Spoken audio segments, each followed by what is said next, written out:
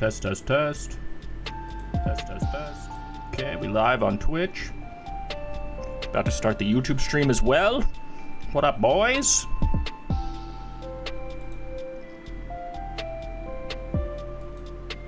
Hey there, guy. Playing some Brawl Stars today, boys. Another day, another Doyle. We were doing pretty good yesterday, copping some dubs with Squidward. On this new update that has like 400 words. Let's see if it wrote it in the description. It did not. I forget what it's freaking called, dude. Some sort of collaboration with Brawl Stars and their best friends. How goes, Landon? The speed. You gotta respect it. Alright. Did I do everything? Am I cooked, chat, already? Let's see what we got for free. Absolutely nothing. Absolutely no complaints on my behalf, except that the camera turned off.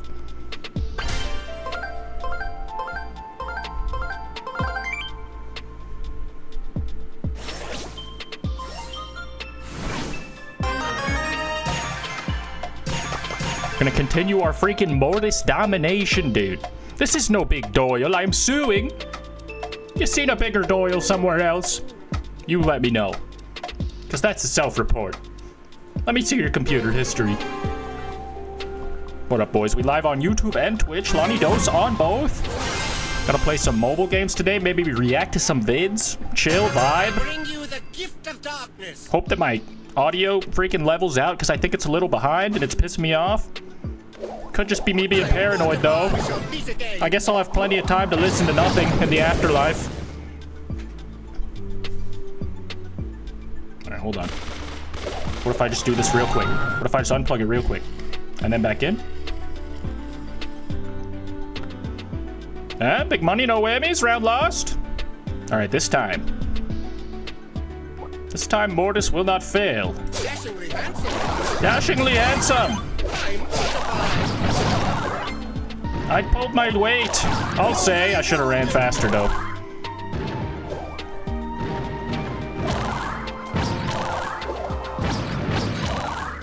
Ah, yes. What up, bread? I'm watching you for more than half my life. That's insane. Happy many birthdays. Appreciate you watching.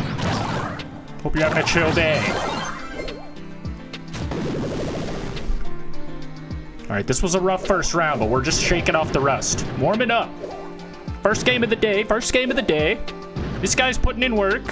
Trying to tie up the game. Don't get baited. We lose more guys that way. And the crowd goes sad. Actual depression. Have much fear. Mortis is here. Dude, I saw Pyrocynical uploaded the Corpse Husband reaction. He's literally reacted to all the videos I reacted to last reaction stream. I gotta edit mine. I'm falling behind, is what I'm saying. Hope your day is going good as well. Appreciate you. It's been a pretty chill day. It was raining. Took a decent-sized nap. Hey, yo. Appreciate you, Bree, for the raid. It's probably Bree, right? Bree, G.I.? I can't read. I wasn't raised right, but I appreciate you nonetheless. Hope you had a good stream. With the back-to-back raids, the GOAT. What's good? Thorns? How goes, dog? Just getting my shit kicked in Brawl Star.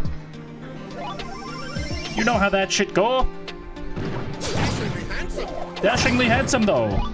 That's what's important.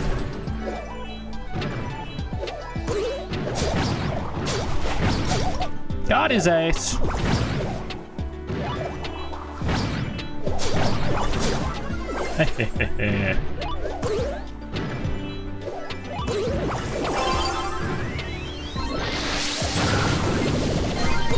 It's in there. Great pass. I bring you the gift of darkness. I walked right into death. It was better in my head. I bring you the gift of darkness. Thank you for the present nonetheless.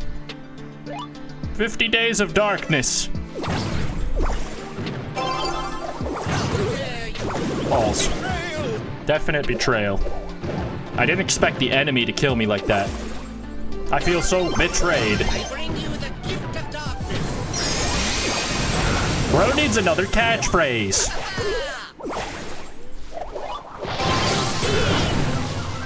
Piece again. Son of a bitch. Go, go, go. You got this. This is Rocket League, baby. Have much fear. Mortis is here. I'm very scared.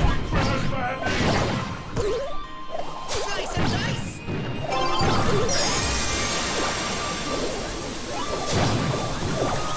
Fuck. I thought I was gonna be swift with it, like Taylor. I bring you the gift of darkness. Destroy.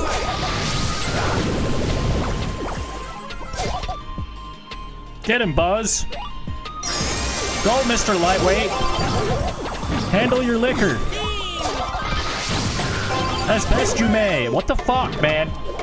I was so alive. Don't let it happen. Don't let it happen. Not like this. No! Why? You had one job. Doesn't feel like overtime because I ain't working, if you know what I mean. This is horseshit, dude. Absolute bollocks. I'm reporting my team for being bad and giving them spankings on their bare asses. Thwap. Naughty, naughty. Bro, we were winning the whole time. There was no reason for that. They deserve the spankings. It is what it is. Gotta get your licks in. And I ain't talking rimmies. I ain't talking anymore. At all. Alright, Douglas. Let's get it done. Let's get it done, Douglas.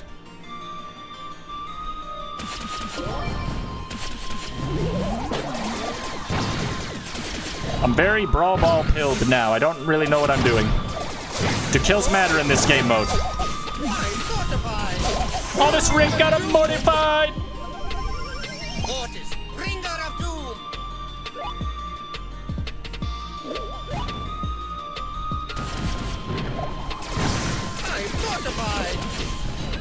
He's being sarcastic. Oh my fuck. They're so awesome for that. For the blowing the old winder. For blowing the old winder, champ? Yeah. I don't know what killed me, but whatever. You know? Could have happened to anyone. Some of these powers are kind of nonsense. You see? Kind of like his. Not mine. Starting to piss me off. Straight up. No kizzy.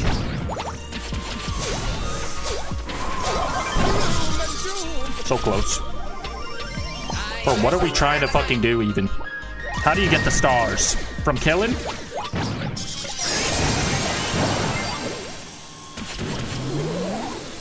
I think I will no longer be killing no one, because I suck. JK. Always talk yourself up, chat. I suck, and it's good! I gotta tell the truth, but also lie a little. Alright. Starting to fucking piss me off. Just kidding. It's been happening. So I was lying a little. I was being polite.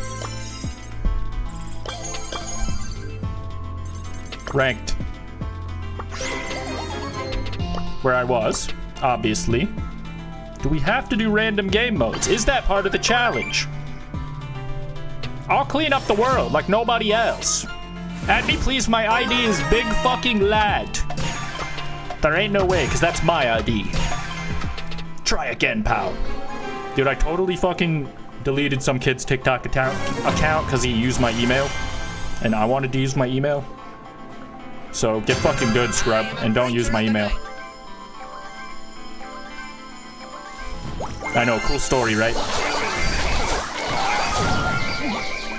Got him! How are you alive? How am I alive? Cause I'm goated. What is his name? Giggle Nut? Giggle Nut Juniors. Damn it. Shut the fuck up, Mortis. I bring you the gift of darkness.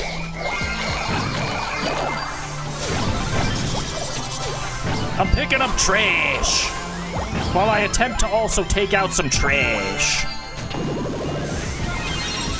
It's them. They're the trash I'm talking out. Got it. Got it. Fuck you. Who was the little guy? Mortis, bringer of doom. Who the fuck was he? He doesn't even announce it. How am I supposed to know? Got him. I helped.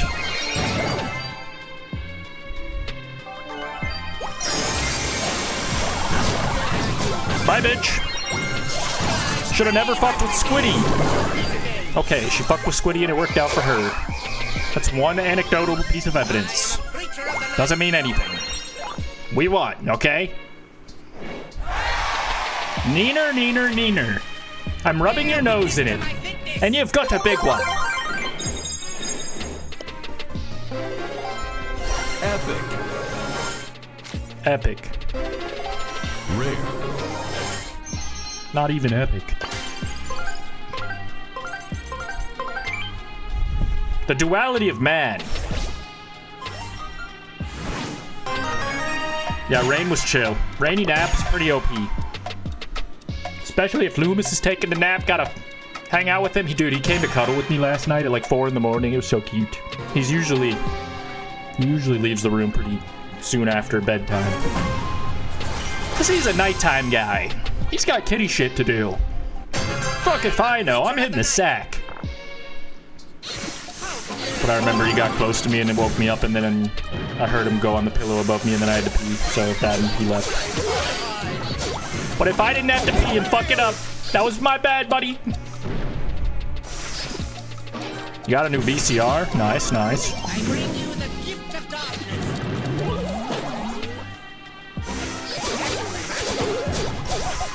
Oh, run! I'm sitting, I'm fucking, just sitting, just sitting. After all that, Panasonic PV699, or the other one? I don't know much about VCRs, TBH, but that sounds cool. Sounds legit. Gotta watch some sick, staticky movies on that Papa Bear. I am a creature of the night. I have one in my living room. I want to see if it still works, and then set it up and watch some staticky movies myself. It hit different when it looked a little shitty. Why is he so immortal? What the fuck? That was upsetting. As is his name. Much fear. Mortis Too is much here. going on there. Pick a name, pal. This is fucked. They're working too good together. And we are not. That's okay, it's over now. Now I'm gonna block the report, move on with my life. Just kidding. Just kidding, won't be moving on. Very hung up on it, and very hung in the future if nothing changes. I'm tying it up. Using it to digitize VHS tapes. Nice, nice, nice. Hell to the yeah. This guy's name is Big Man.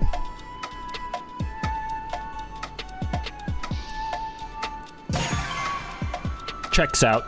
He's a big man.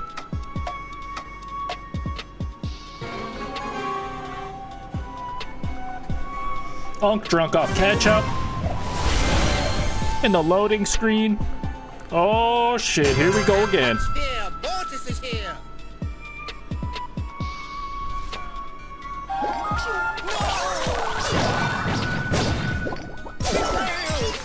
Fucker! I bring you the gift of darkness. I'm mortified. Why do you want to cause Unky pain? Mortis, bringer of doom. Holy shit. Get a real character that goes up and fights like a real man. Like a real Squidward. Oh, I got her. I didn't expect that. Mortis, bringer of doom. I didn't expect that, because I'm so used to my failure, because of your stupid long-range bullshit battery acid fuck shit. I'm rather pissed off, can you tell? Mortis, Your range is the whole damn screen. Eat my loins. Eat my loins! Damn it! I am a creature of the night. Well, let's hear some clarinet, and not you talking, sir. Yeah, nice one. Real mature, pal. Yeah, nice one. Have much fear. Mortis is here.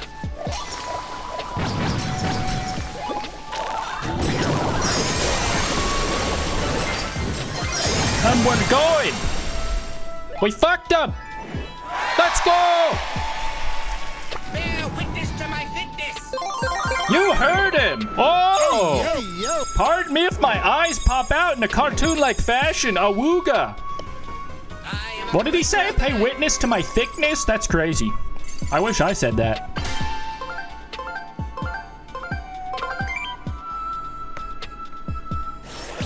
I have been saying that. Just in different words. Say, look at my ass, Bradley. Check it out. Peep the cheeks. Then he has a similar reaction to what I just said about Squidward. Digitizing tapes for about a year now. Pretty fun. Hell yeah. Just for the vibes. To have a media library type shit. Have much fear. Mortis is here.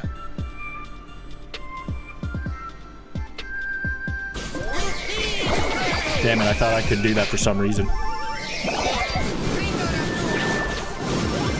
I didn't realize the lifeguard was such an asshole.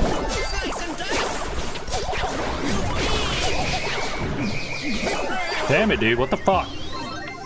Fuck you, Eric. Much fear. Mortis is here.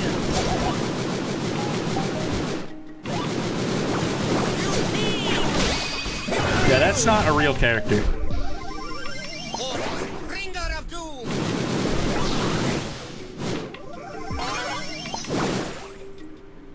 Just gonna ignore them. Because they're not real.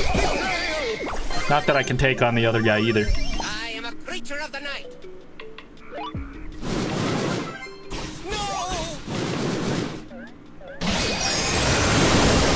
Well, that was fun.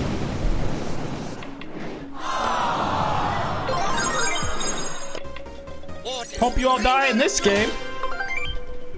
There's no reason to shout out Minecraft. We could just go in this game. We're already playing a game. Anyway, die though. For what you've done to me. I post them all on my YouTube. Now that sounds illegal. Those zombie corpses that made the movie and own the copyright are coming to get your ass. They probably don't understand fair use. Nor nothing, because they're zombies. I am a creature of the night.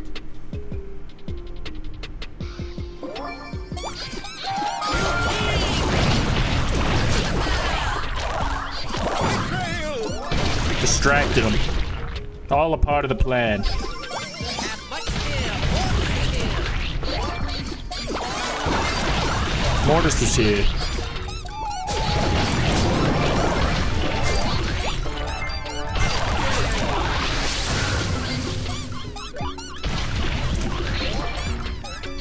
Bro, what is that fucking noise? That's so annoying!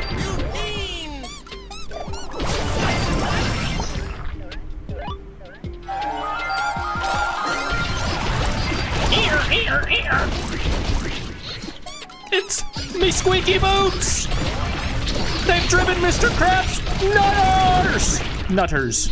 I didn't know where I was going with that. This is fucking so stupid. Name a worst game ever invented. At this moment, I can't, because this one's the one squeaking in my ears.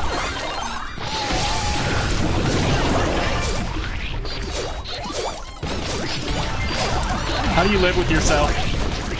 Using that character.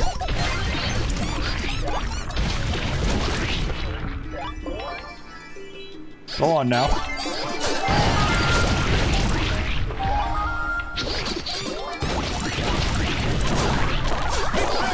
How are you so strong? Have much fear. Y'all gonna make me lose my mind. Up in where? Up in yard. Are you fucking kidding me, dude? Existence is fucking... It just feels good every moment.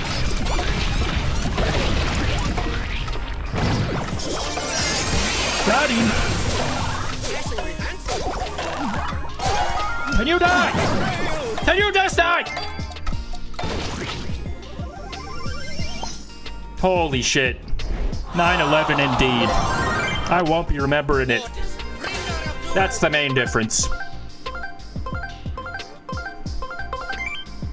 I gotta talk to Mr. Brawl Stars on the phone. I'm calling him.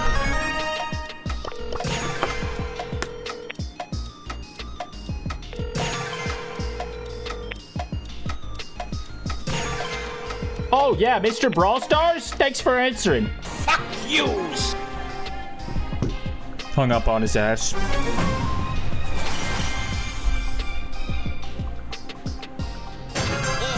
bringer of doom. You fiend. Ay, ay, ay. Just trying to play a little footy with the boys. Mortis, bringer of doom. Just trying to play a beach footy with the boys. Bro, what the fuck? I bring you the gift of darkness.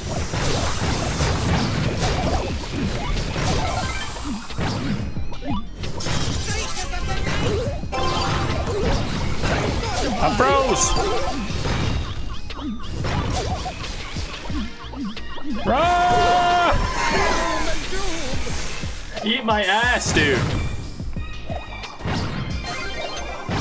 Crazy, nobody scored while I was getting rimmed out. Sure, their goal had to be wide open. Much like me.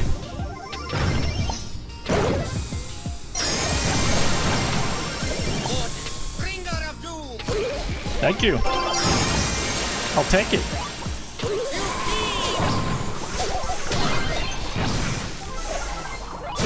Roy. Go, dude, go. Go, dude, go. Where'd the ball go? Oh, he has it. Why'd he go the other way?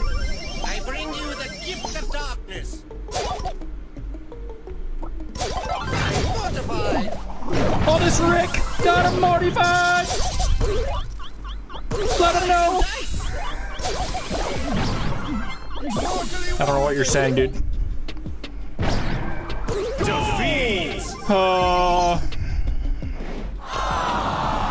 Yeah, what they said. Basically what they said. This game hurts me. That's okay.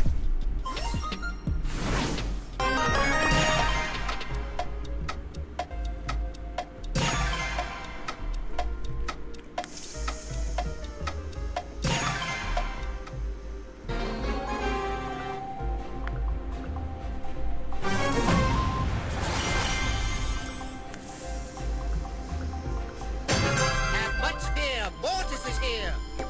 That's me. Slice and dice. I like the one where we pick up the trash.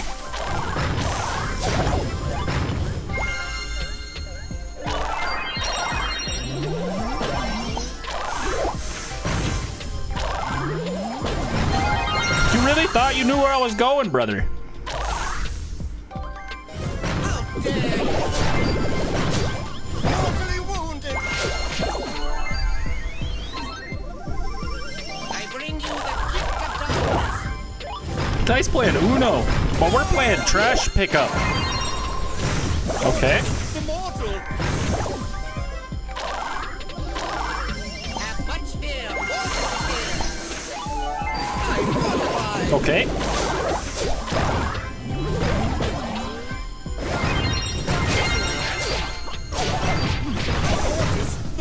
That's not a character.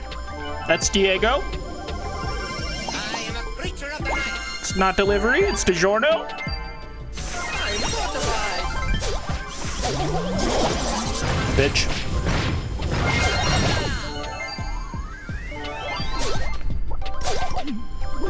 Can you fucking get hit? Holy shit.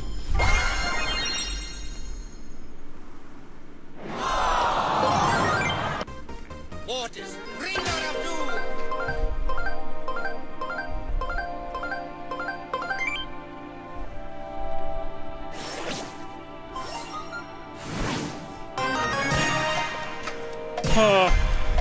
Anyone trying to play some Mortis? No, just me. I get it. I totally understand why. Just kidding. Mortis goated. Just not. Just not today. Gotta lock in. Gotta chicken jock in. Have much fear. Mortis is here. Hey, it's Mortis.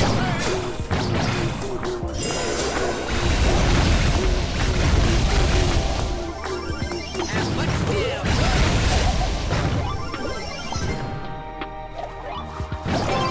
You fiend! Pierce and destroy. Shall meet again.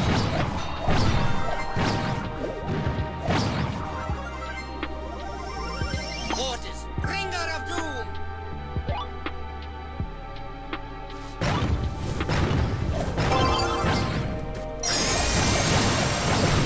You fiend!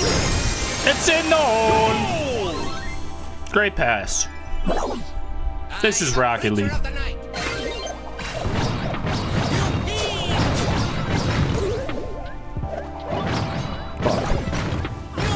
No. Bro, he wiped out their whole damn team.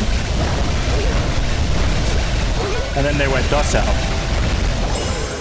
They do have a Mortis, so it makes sense. I bring you the gift of darkness. Pierce and destroy. Though it can't be as good as my Mortis. Shall meet again. Damn it, I was trying to use my ult. Good job, Mr. Chicken Jockey Lava Boy. Mortis the magnificent.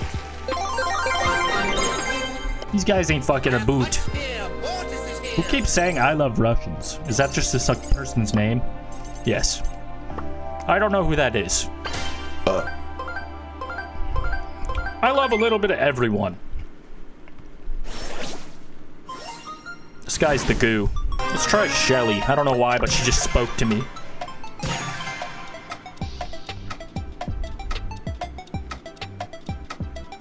Let's see if that was a mistake, or if she was saying something bad I shouldn't have listened to. Like, kill your parents. Don't do that. But what if she said that? Then Shelly would probably go to Helly for being a bad boy.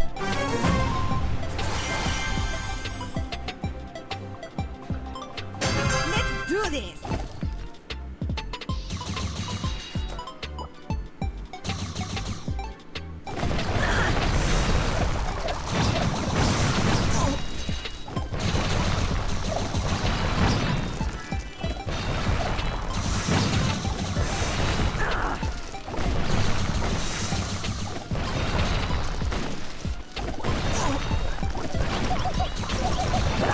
Fuck you.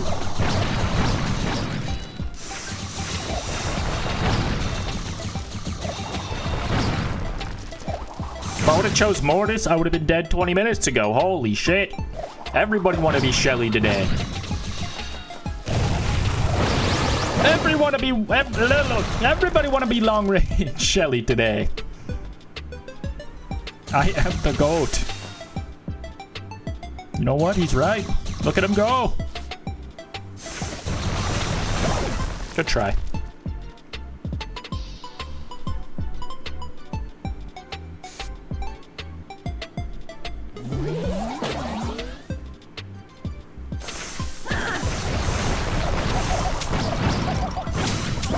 Fuck off, mate. You got a man bun.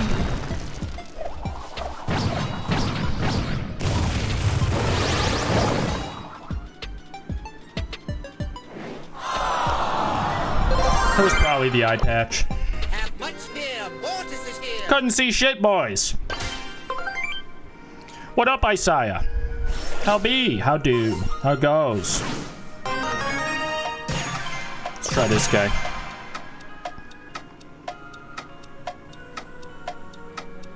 As much as I love Mortis, I hate walking up to people and hitting them with my shovel every time. It no worky.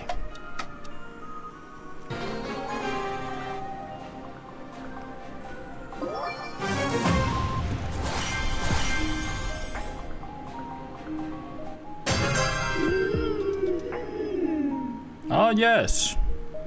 Now that's a catchphrase I can accept and get used to. And we got that long range. Witness to my thickness, as some would say.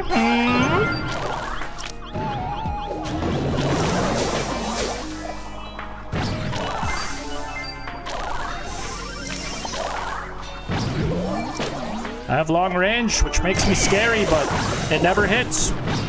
For some reason.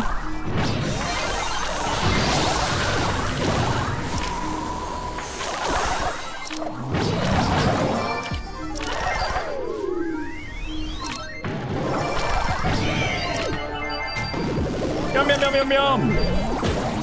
Fuck you, Buzz. Fuck you, other me.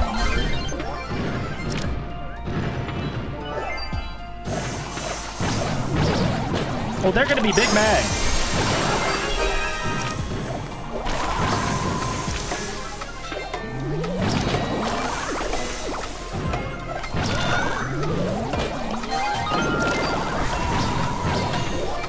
Who wanna see it? All right. Maybe the tarot lady's the move. I think her name's just Tara, right? I like her because she doesn't speak.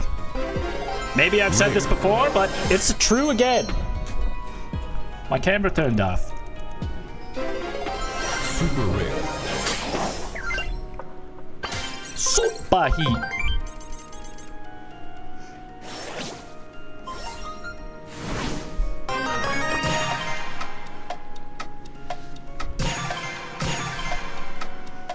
Chicken strips on the Chuck E. Cheese plate. Super heat.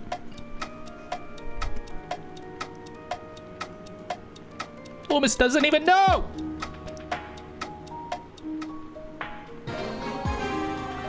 Guy's sleeping with his belly out. He's in severe danger of someone coming up and tickling it.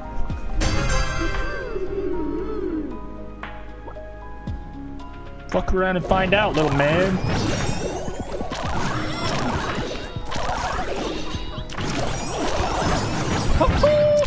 You ganked him.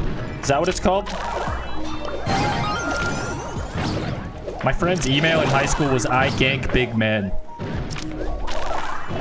That's the only reason I've heard that word.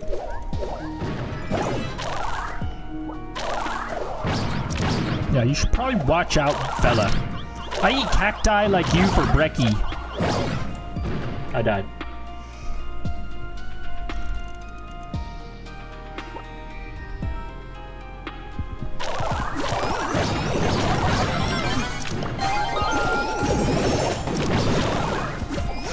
Go get him, Shadow Self.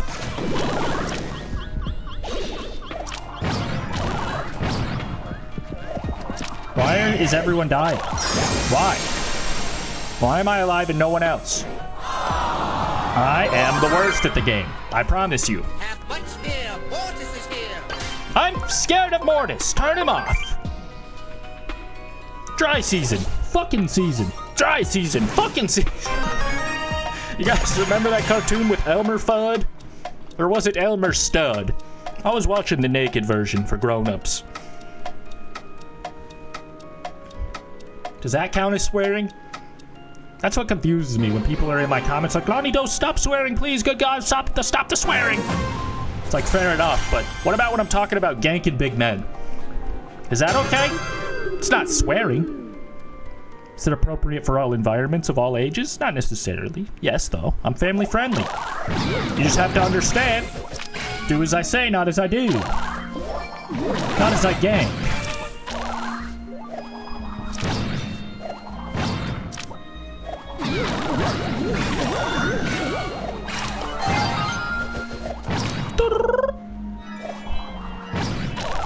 Okay.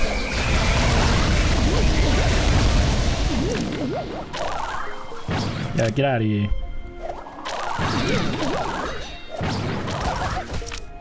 Yeah, get out of here. Wow.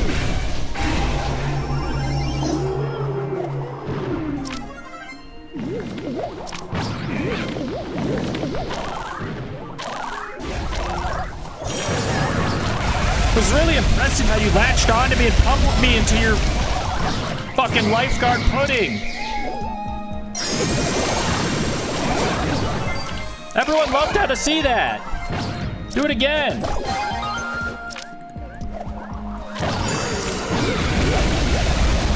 Are you fucking him up? Seems like we're fucking him up. Did I fuck him up at least? Yes. Victory is ours! Pardon me if I don't sound excited. It happens to me so often. You see how I didn't get that many rewards? Probably due to the game knowing how goated I am already. Like, you can do better. You can clean up more trash. You're goddamn right.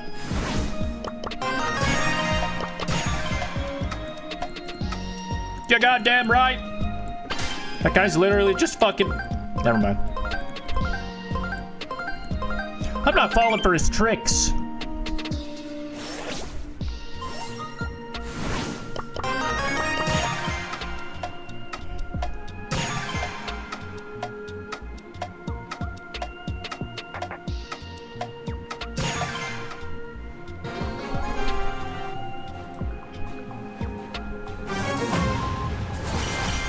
That feeling when it's knee surgery Tuesday, tomorrow.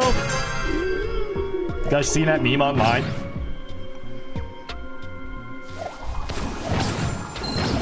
You guys ever look online even though you don't need to look up anything in specific?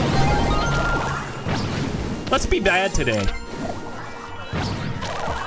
Like, comment, and subscribe if you want to be bad today.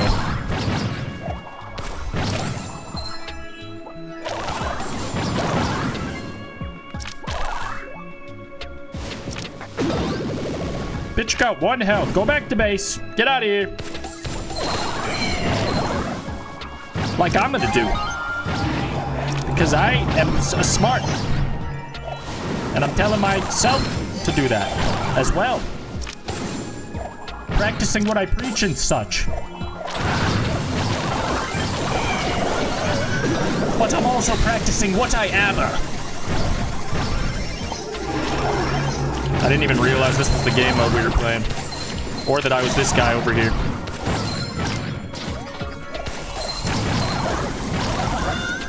Alright. Who else? How? Who's there? Go get him, Tiger. I'll be serving you your papers if you come over here. You'll be hearing from my liar. They don't tell the truth. That's not what they're paid for. Alright, this is horse shit. It is what it is. My team didn't want to go do it. I gotta point some fingers here, that's all. It was that.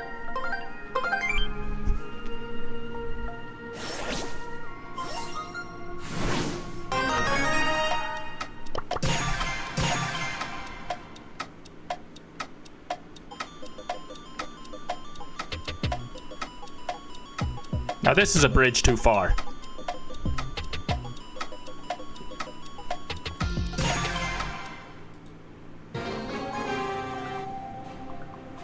This will inspire me to win.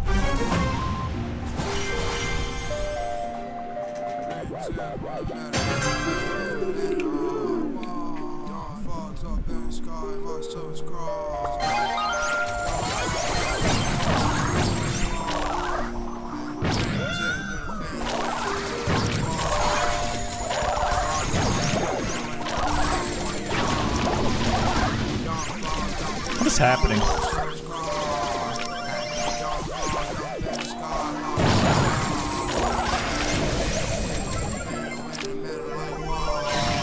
What is this bullshit, dude?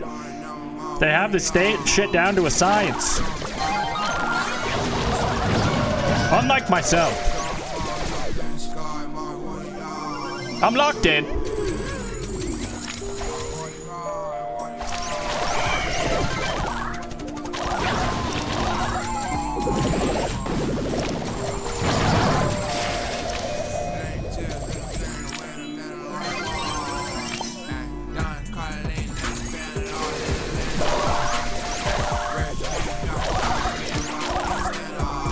They're too good at switching off who's in front.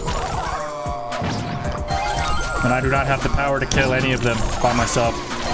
It feels. I have range, but no power. And that Game Boy guy just has so much fucking range. It's so cringe. For me! Not for him. I'm sure he's having a good time.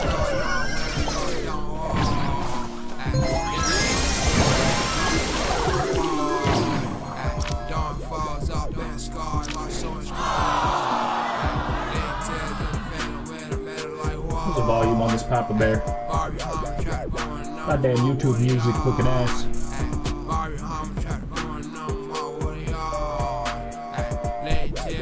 No idea.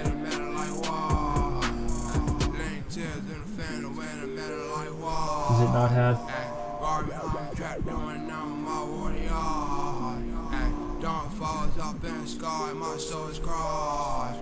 Alright, maybe I'm just dumb, but I don't see it.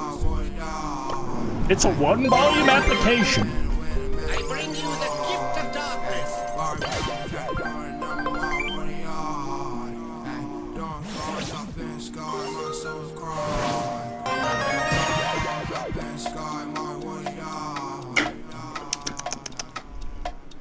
What we got? What we got? Let's try Shelly again.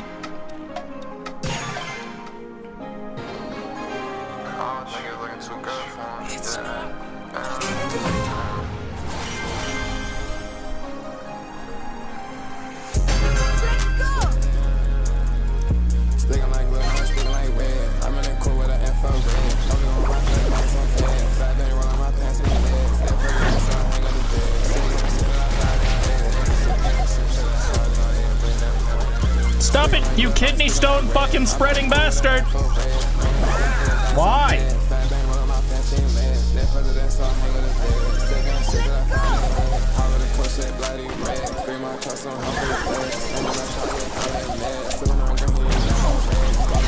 There we go.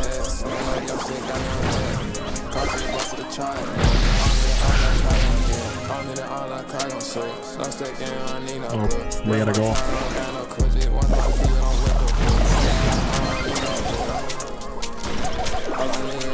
Come on, fucker.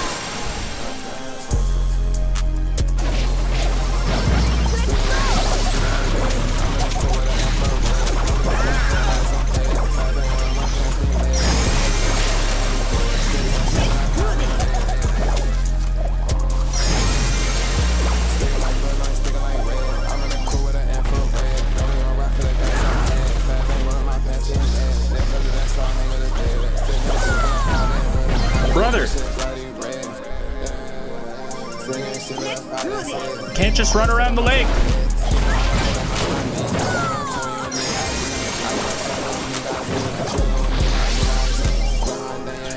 Holy shit. Some of these game modes are so fucking stupid.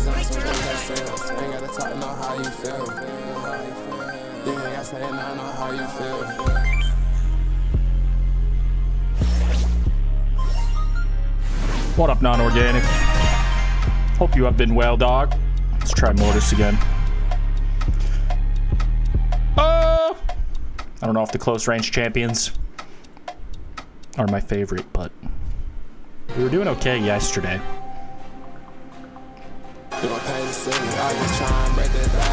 Who's there?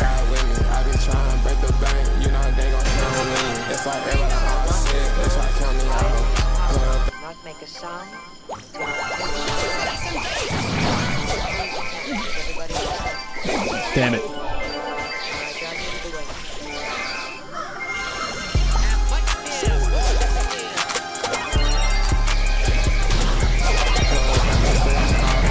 Give me your garbage.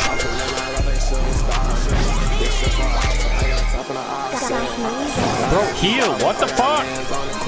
Everything takes so much longer when I need it to.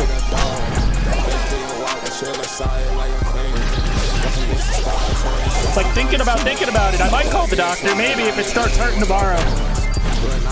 No, heal. Just do it.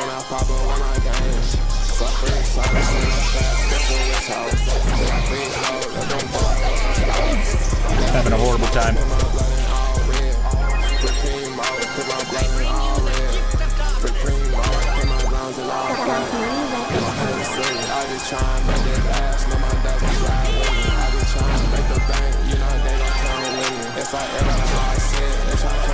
I remember there being health revives in this game when you stop moving usually. Not today. Maybe I just have so much health that I can't see my health bar going up. Did I just swing that back at him? That was kind of cool.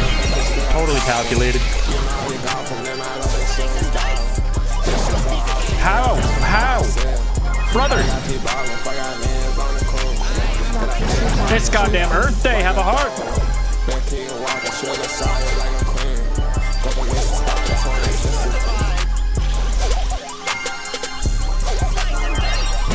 How?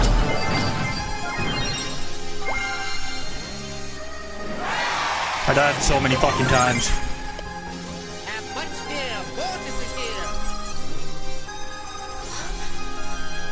Yeah, I try to use it, and sometimes it works. Sometimes it just sends me the opposite way that I was running, and then I die. It's fucking really... It's really epic. I like it.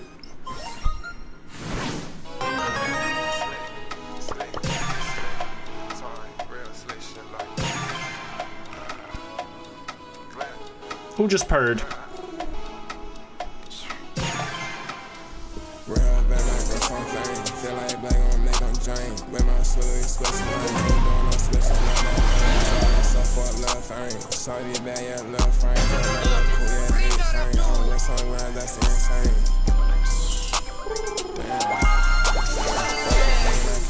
Run, run, run, run, run!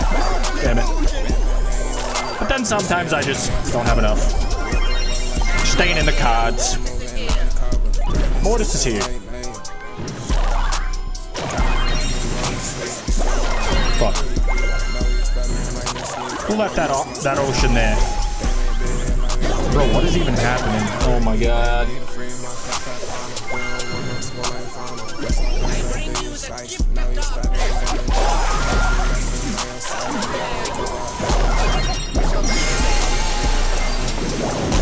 Yeah! I am a creature of the night.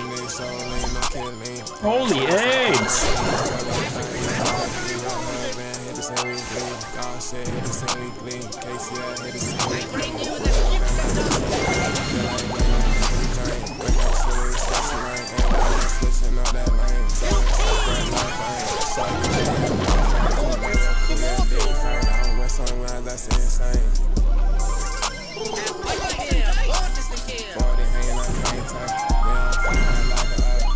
Good try, boys.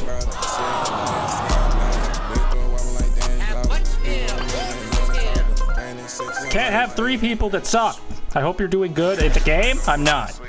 What up, Mikeymonst? Didn't realize that was you at first. How goes, dog? Hope you're doing well as well. I saw you playing Oblivion, burning the midnight oil. But it was like 2 a.m. here, so I was like, I'm too tired to chat. I'm gonna just lurk for a second and then go to bed, bye. To my own sense of oblivion. What's it, Squilliam? The freaking character? It's freaking Squidward Mortis! Are you talking about the other game? I don't know. Either way, Squilliam Fancy Son. What is the feature on the song? I do not recognize it. It's throwing me off.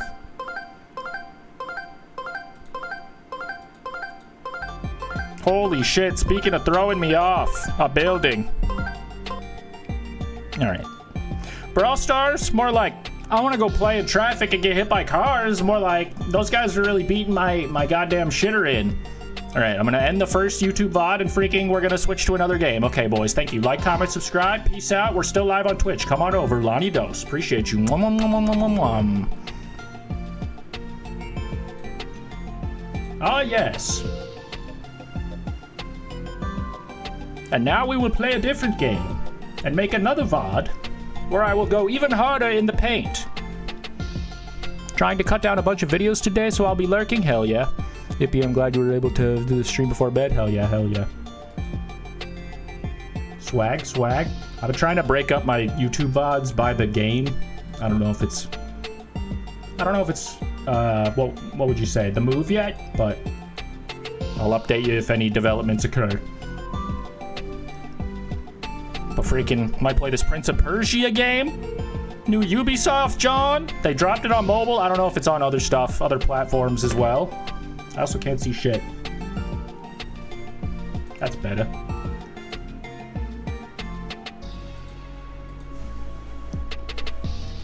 How do you spell Prince of PP? P-R, ins. I lost my crown. Right. Right. Absolute wanker. You'd be right to think that. You'd be right to think that. Alright, we're going live again. Be cool, guys. Be cool. Hey there, guy. Oh, be cool, guys. Be cool. I didn't have my glasses on. Prince of Persia, the Lost Crown. Legally speaking, I agree. Ask app not to track. Paddywhack, give the dog a bone. Because this man here ain't coming back home, if you know what I'm saying. Let's make sure that the stream going all good. Best experience with headphones. Best understood. Let's make sure that the stream going all good. Oh, man, that guy sounds sexy. I'd listen to him. All right. Close this chat. Open a new chat. We live and we learn, and I learned my lesson last time. We live on Twitch and YouTube. LonnieDos on both, boys. But we're going to be playing Prince of Persia, Lost Crown, Mobile Ubisoft Edition. Check this mother hecker out. See what it's doing. See what it do. Connect me now, maybe later. Definitely maybe later. Definitely maybe later. Free trial me up, daddy. We're going to start this free trial. We're going to play it for a long while, if allowed, if that's legal. And if they've got any problem with it, well, they can speak to my lawyers. Because I ain't home. If the lawyer's knocking, I ain't answering the door. That's what I always say. Is this guy really the king of Persia? Had passed. Decades. That's my whole life. The once fertile plains of Fars had become as barren as the loot salt desert. I remember I was fertile once. A few arrow shots from Persepolis. The Kushans, bloodthirsty warriors from the east, were attacking Persia. Okay. If only they had some sort of military to defend them, or like maybe one man who's the prince. Persian soldiers defended the land, no matter the cost. Okay. No matter the cost, huh? Money's no object, huh? You got any Bitcoin? Ardashir resisted. I'm saying the N-word. Mikeymonst, what's gotten into you? As the whitest man in this conversation, I do not know if I can stop you from doing that. I'll just let it happen, probably. But I don't know. I don't know. As a white man, it also makes me nervous. For Yuvishka, the Kushan general, Cut that out of the video. victory was certain. All right, leave it in. Victory is certain. We're defeating racism in the chat. Until history Ban took a Mikeymonst. different turn. Racism defeated. The seven immortals. I feel like I played one of the Prince of Persia games when I was a kid on like PS2 or something, but it was very minimal. I don't really have any strong memory. I'm sure this will be nothing like it anyway. I think this is a side-scroller. Man, I'm loving this film. He's so muscly and dreamy and fits right into my mind of the perfect mold. of a boy. The perfect molded man to run my Persia. To dust off my Persian rug. It was $7 grand. Could you please take it to the cleaners? Onward, immortals. That's me. I'll never die. We hate Kanye! Indeed! Did you hear what he did to his cousin's penis? Normally I wouldn't make fun of such a thing maybe, but it's him, and I feel like that should be a big footnote in his legacy, is that he's incestual and a freak. Anyhow, let's play Prince of Persia. Ooh, dude, this looks kind of freaky. Not like Kanye freaky, but like kind of nice. Freaky in a good way, in the old ways. Ah, yes. I'm jumping. Kind of reminds me of Chained Together, TBH. Oh, I jumped right on the spikes. Kind of reminds me of Chained Together. I would do it. Oh, I can double jump. I'm something of a ninja. Oh, hold it to jump higher. I can read, don't worry. Just not much. All right, push the slide button to slide. Be on your guard. It's the rush of our... The what? Yar! They ripped that right from Super Smash Bros. Yar! You wanna see it? Guess what place I'm from? Persia! None of you will leave here alive. I regret everything I've done. They're gonna leave here dead? That doesn't make sense.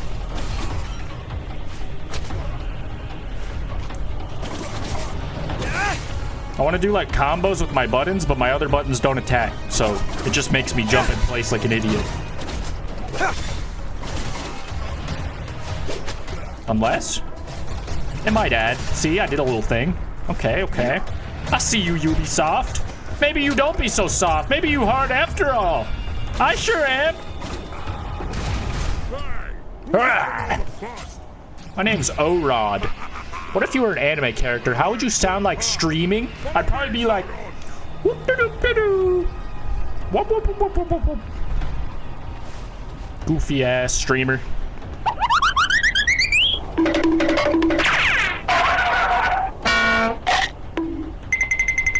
That's basically what's going on behind my eyes. Little hamster on a wheel, and he's got sunglasses on. I am. Is he my buddy? We're running off into the sunset together, or at least parallel to it. And never the two shall cross, like a stream of piss. Like a steamy piss. Dude, this is just like 2D Chained Together, but with no chains and combat and no narrator that makes me feel bad and no friends and... How many did you get? I'll get out of your way. Okay. Nobody gets out of my way like Gaston. That audio went... Good, good, good. I'm not ashamed, chat. Send me the clip, and I will explain any context that needs additional. I meant what I said, and I said what I meant. I'm sure. 110%, maybe. Can't tell who's the enemy.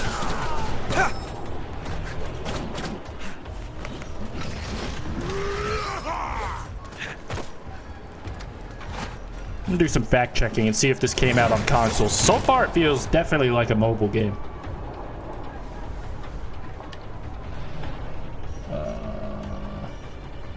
Peter Griffin meme. That's not what I want. Fuck. All right, never mind. I don't know how to read them right. Which way are we going, Pops? The real problem is I can't see my keyboard. But that's okay. Exit stage right. Ain't no way. There's a man up there. Thank God I know that.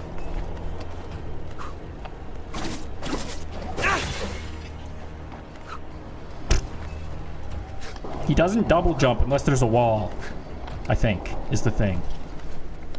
And it's unexpected. Jack be nimble, Jack be quick, but not too quick. Jack might get a little carried away and do a trick on it. Sounds kind of sus, Jack. And don't you come back with that attitude. I need you to act sussier. To make a video studying the downfall of Kanye? Hell no. I'm not looking into that guy. All that. He would love that.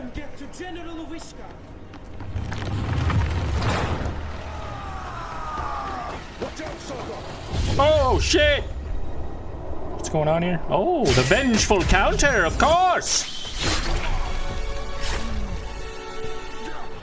Yeah, Kanye sucks. Apparently Dave Blunt's wrote all the songs on his next album. So apparently Dave Blunt sucks too. Crazy.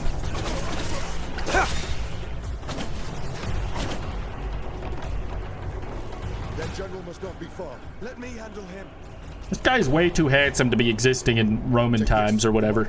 This is 2025, you're telling me? Alright. I know the healing potions in modern day, but you gotta go crazy. What's the APV on these bad boys?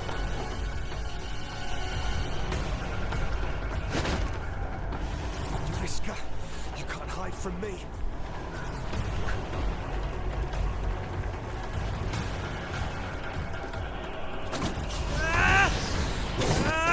I'm breaking in. With my hair. Yeah, look at the shoes. Goddamn Gucci, Louis, 3-bar logo. Yes!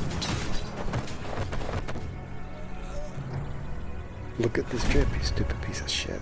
I got this Versace's on. Stop playing. I got the Versace's on. Stop playing. Your life ends here. Not if yours ends first. Damn, owned.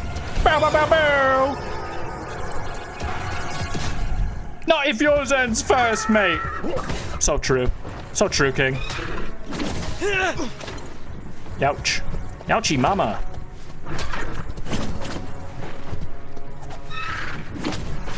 Youch.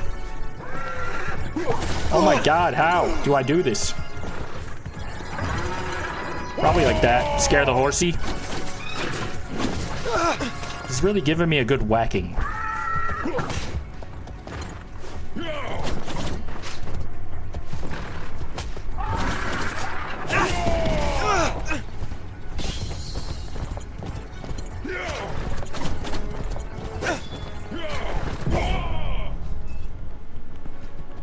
What's going on there? The yellow eye! That's what color it turns after I kick ya. You've got a staph infection.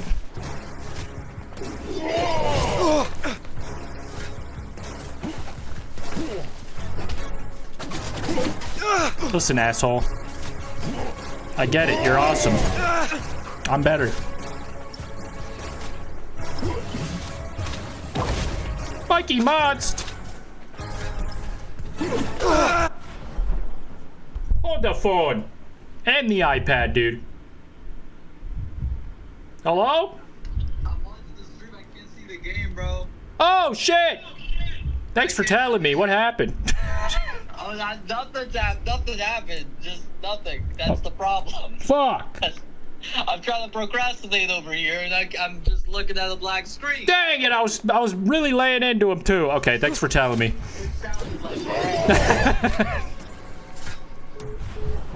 That was funny because I almost didn't answer because I was like, I'm in a boss fight, dude. Hell yeah! What a legend. All right, so anyway, I was fighting this big forking fucker. Oh! Maybe I just bumped the cord or something. General Uvishka. I've just been sliding at him. We fucked up his horse, apparently. Oh! I can't see the game, buff. LOL. Yeah, I gotta figure the camera thing out at some point. For sure. I gotta get EOS utility and a USB cord. It's come for you. And give it a try. And get a new camera. And start from scratch. And fix the iPad. How too basic is Chris Smith? Who's Chris Smith? The mighty Simurgh. You asked the follow-up question for me before I even got there because I read up. Try to take advantage of the situation. What up, pizza They boy? will soon find that the kingdom's bravest warriors will be their undoing. Want to see my bravest warrior? Isn't that show with Catbug on it?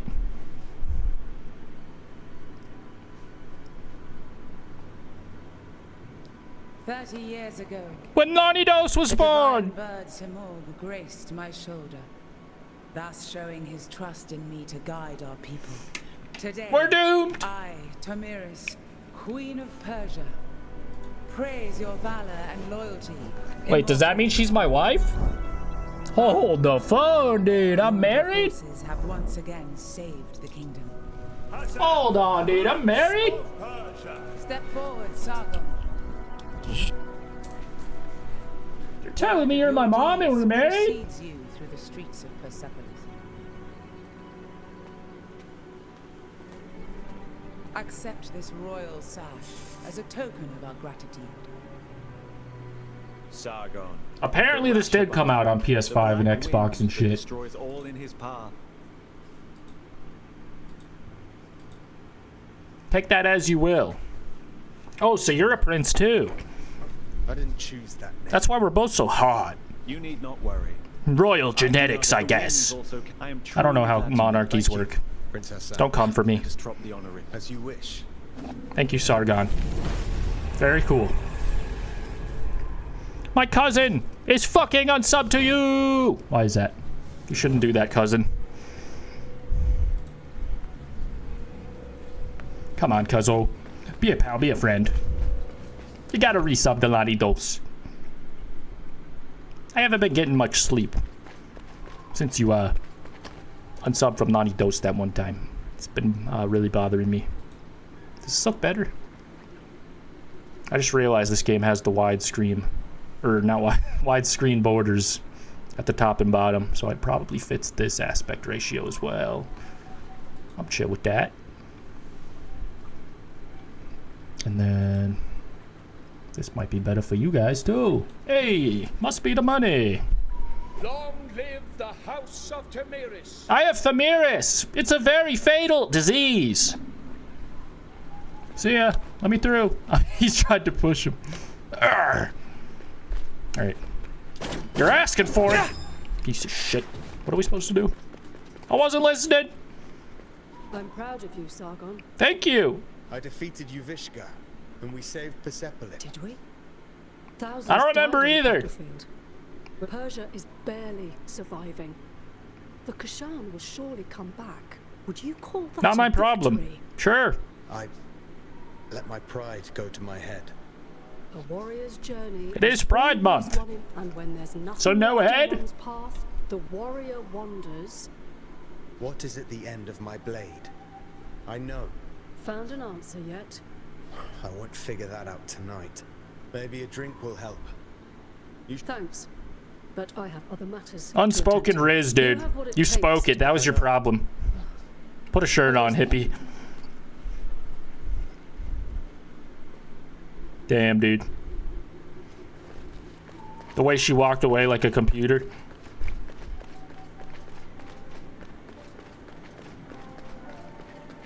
I'm running straight to 9 3/4. Jump on the wall for what? Oh, for this. Do a little bit of this. A little bit of ninja-ing. A little bit of Ninjago, no Lego. But we're going. Prince Hassan may be my son. Weird flex. That's nonsense. He looks nothing like you. He took It's just everything like from me his for mom, real. that's all. Do a bit of parkour. Looking for my son. Having a laugh. Alright. You are really not her type. Whose type? Ah, the kid finally decided to join us. The hero of the day. What's up, Willy Lump Lump? New pro- So, you're mingling with aristocracy now, eh? Or trading in your swords to become a satrap. Laugh all you want. Who eliminated a Why are general they kink tonight? shaming him? Don't encourage them, Sargon. It just means you've impressed them. Yeah, he's right. You were impressive. Thanks, Do you Dad. want to talk more quietly? I won't be far. Without all these men around? Yeah, maybe I would like to do that. Let's go. Yeah, this will be way better. Way over here, 2 inches to the left. Now they won't hear us at all. I'm trying to stay humble. But I forgot I'm the goat. Oh, sounds like Anahita set your head straight. Sort of. Got no head at all, actually. It is amazing what you did. You should be proud of yourself. One of our own eliminated the Kashan general. Outstanding. Wait, you guys could hear us? Lion's pride. You ragtag bunch of immortals. That sounds crazy. And with Sargon's bravery, that's another one for the history books. Are you going to be on the right side or the wrong We side? made the city safe. The people are at peace again. This is cute, but can we go celebrate now? You called me cute. Usual halls has food and drinks on the house. I wouldn't miss it. Varro! Prince Hassan has been kidnapped. Kidnappers? Who the fuck is that guy? Still be in the palace. Take the lead, Sargon. You may be the last to have spoken to him. Next month is your birthday. Think about going ghost hunting and filming? Hell yeah. Sounds lit, sounds lit. I could be down. I mean, I am down. Unless you're going to the scariest place on earth, then I'm down, but begrudgingly. Wait, what? I didn't even realize we were fighting. A light-ass fight. Hell yeah. Let's go to some haunted, horrific places to celebrate life with death. I fuck with it. Look at all these dead guys. Brain blast! My spidey sack is tingling! What's going on? His athra surge. His aura is surging through the roof. Press the big button! Holy Mortal Kombat, brother.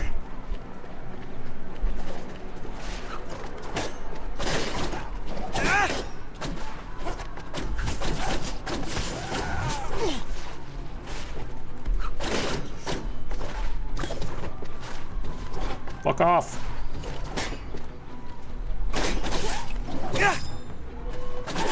Sup?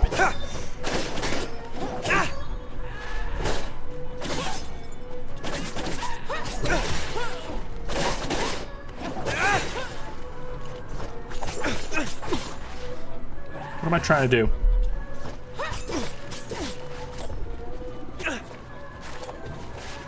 I'm out of here.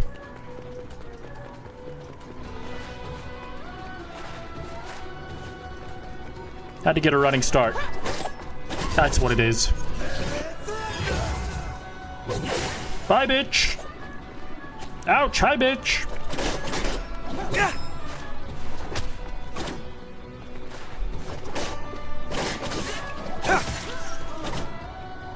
Yes, yes. That was awkward. The pacing, the timing. The dozen women I killed. What is this all about? They all looked kind of the same. Killing you, Sargon. Stay out of this. My cousin is telling me cringe jokes. Share them all with the class. I hope you brought it up.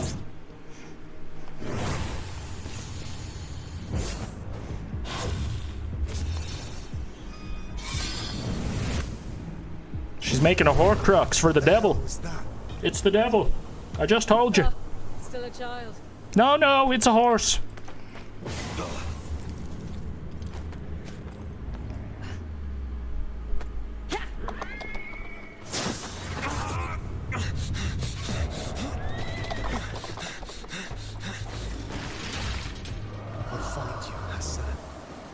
No one gets locked in prison like Gaston.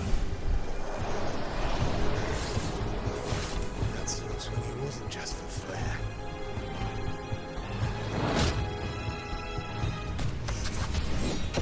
Oh, we ain't never getting out of this place. We ain't getting out of the hood with this one. Is this the end of my free trial? Kind of looks like you're promising me more. You're getting me so haired. All right, well, that was fun. I feel like I won't. I feel like I will not. Chill vibes, though. Chill vibes. Prince of Persia. Tipping me crown. From Texas. If you're watching this on YouTube, thank you guys for freaking watching. Like, comment, subscribe. The Loomis cam was clicked by accident. Whoops. That's okay. I'll see you in the next one. Peace out, boys. Love you. Bye-bye.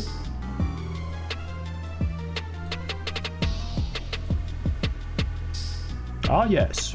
Now we're alone. Honkai Star Rail? I have not. Is it epic? I haven't even played Genshin Impact, so I'm behind on that genre of mobile game.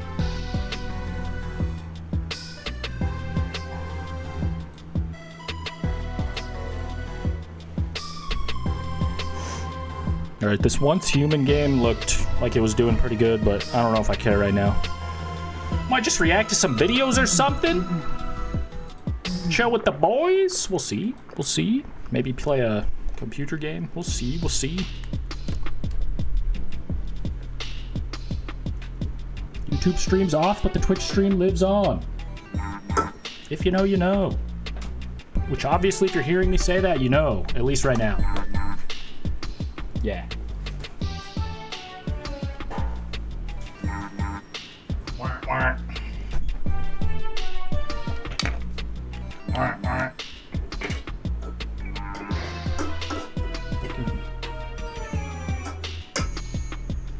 There we go. Let's get this over here. This over here.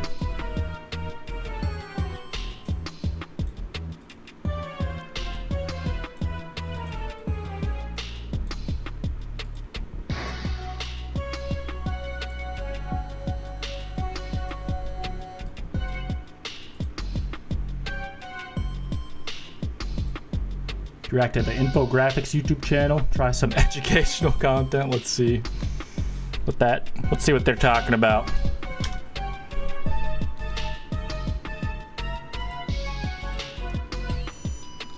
Let's see what they're talking about over there.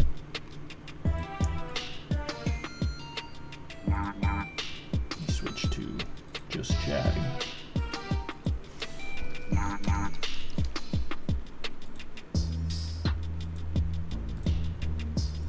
Because I do be just chatting. Embarrassingly stupid ways people die. Darwin Award winners. That sounds pretty educational on how to tell me how to not die. Or I could watch a video on the Houthi strike. No, not that one. Not that one, maybe. But the dumbest deaths. I do be playing dumb ways to die. Perhaps this will be similar. Is harsh, and the animal kingdom is full of deadly creatures that could end a human life in an instant. Crocodiles, elephants, bears. Wait, is that a poodle?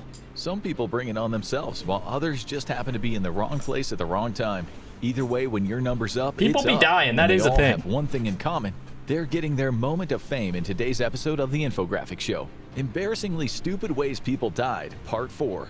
Number 26. Lester C. Harvey was a man's man, an avid outdoorsman from Virginia who lived for the hunt. But in 2024, that passion would be the death of him.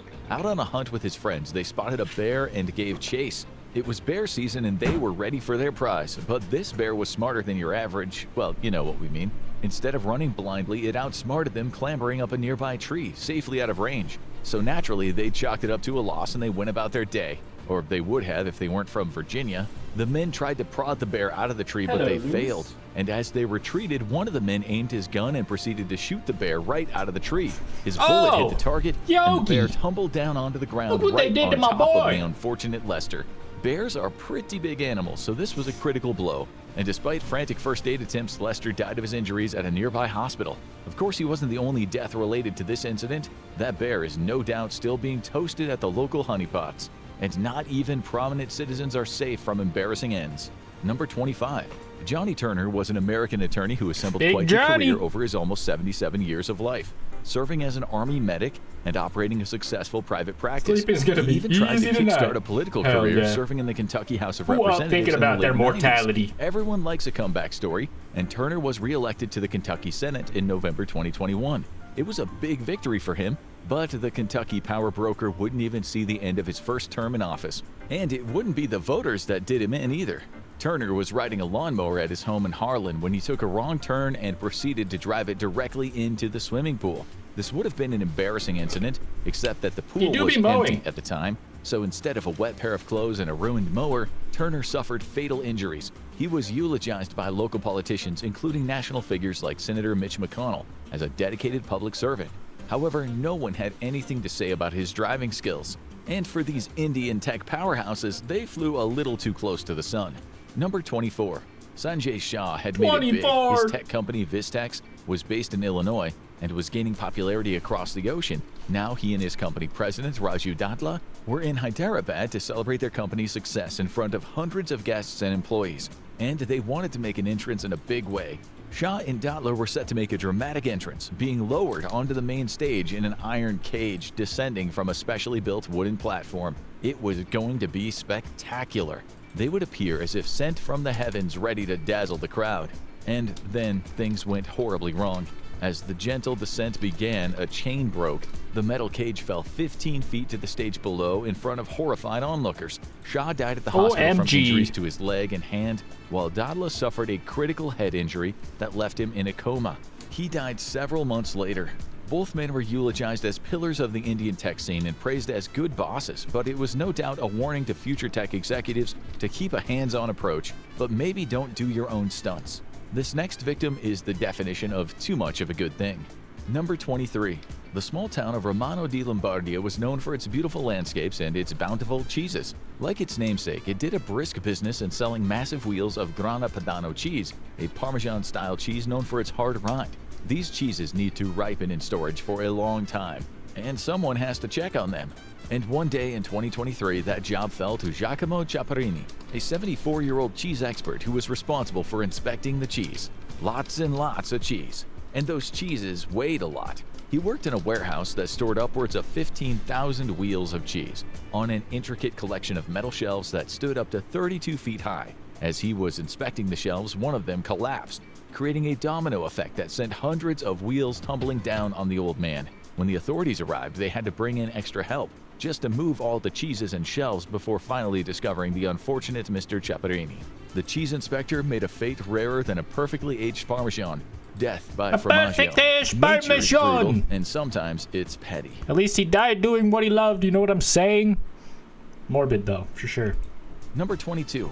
Let's head back to India, where elephants are a part of everyday life. The massive beasts are usually peaceful, but they can be startled, and when they are, they can cause a lot of damage. That's what happened to Maya Mermu, who was collecting water in a rural area of India. She had the misfortune of encountering a herd of elephants and attempted to flee, but one of the elephants ran toward her and trampled her. She was killed instantly, and her family transported her body back to home for burial. And that is where things get weird, because an elephant never forgets. As the funeral proceedings went on, a herd of elephants burst from the forest and they proceeded to charge toward the funeral. The villagers all fled, but they had to leave Murmu's body behind. One of the elephants proceeded to knock the body out of the casket and toss it into the air. Meanwhile, some of the elephants charged toward the dead woman's home and destroyed it, while the rest of the herd damaged other homes. Just a terrible coincidence, or did one of those elephants remember something about the unfortunate Miss Murmu? An animal also spelled the end for this next man, but not a living one. Number 21. Dinosaurs are definitely the most famous animals none of us have ever seen. People love them, and they play starring roles in movies, and in theme parks, and even in public art, like in Spain, where Barcelona plays host to a huge papier-mâché sculpture of a Stegosaurus. People come regularly to the site to admire the dino and take pictures, at least until a man and his son noticed something was off about the statue one day. There was something inside of it, and what the police discovered was shocking. It was a body inside of the dinosaur's leg. How did the unfortunate man get there? Well, he certainly wasn't eaten by it. Stegosaurus are herbivores, and they're extinct. But they found a clue buried even deeper within the sculpture. It was the man's cell phone. Police believe he accidentally dropped his phone while trying to get a picture of the dinosaur and entered the statue head first and then fell. Unable to get any traction and climb out, he was trapped and is believed to have died soon after, before being undetected inside the structure for several days. For this lawman, the long arm of the law was no match for a bird. Number 20. It was 2020 in the Philippines, and Lieutenant Christian Bullock was on patrol. There had been reports of illegal... Okay, updated my metadata. Let's freaking continue listening to these silly deaths. Cockfighting rings in the area. Not only was this animal cruelty, this was during the COVID-19 pandemic, when gathering to watch chickens kill each other was strictly prohibited. Bullock led his men to the site of the fight, breached the door, and found several men and chickens armed with gaffs, or sharp blades on their legs that the chickens use for fighting. Undeterred, he quickly grabbed one of the chickens, only to fall victim to the bird's deadly weapon. The gaff sliced into his femoral artery and he began bleeding profusely. While his men tried their best to stem the bleeding, he was dead on arrival at the nearby hospital. In the end, the other officer shut down the fighting ring, arrested 3 people, and confiscated their money. It was a victory for the fight against spreading the plague and animal cruelty, although it came at a high price. One that could have been avoided if Officer Bullock wasn't so determined to round up all the... Officer Bullocks? Dude, rip, bro. Freaking hate when that happens. Let's see what else we got.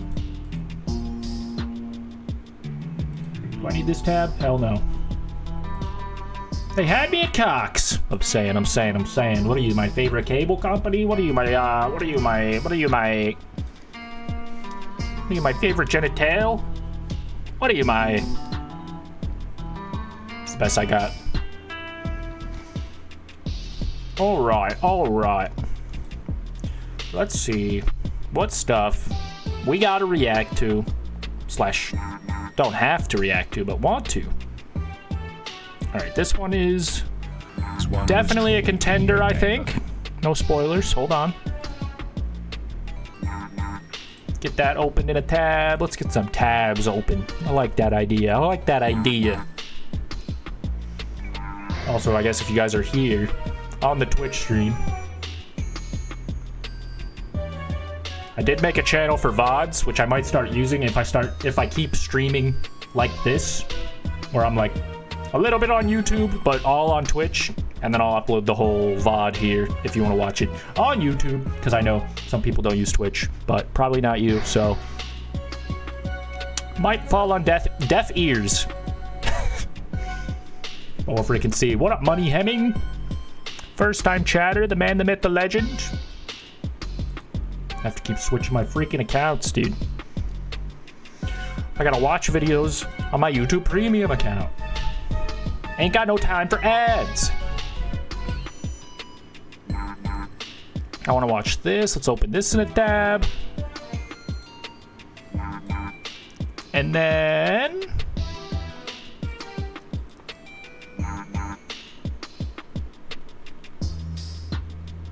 I guess anything else that tickles our fancy along the way. You know what I'm saying? Fuck it. The man, the myth, the legend, L ads. True. Sorry about that. Twitch do be adding. As a YouTube Premium enjoyer, I'm not used to it.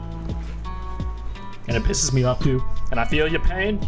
That's okay. I don't know if I want to start up another YouTube stream for the reactions, but we'll see. We'll see. Maybe I'll just do it on Twitch for today, since I don't know.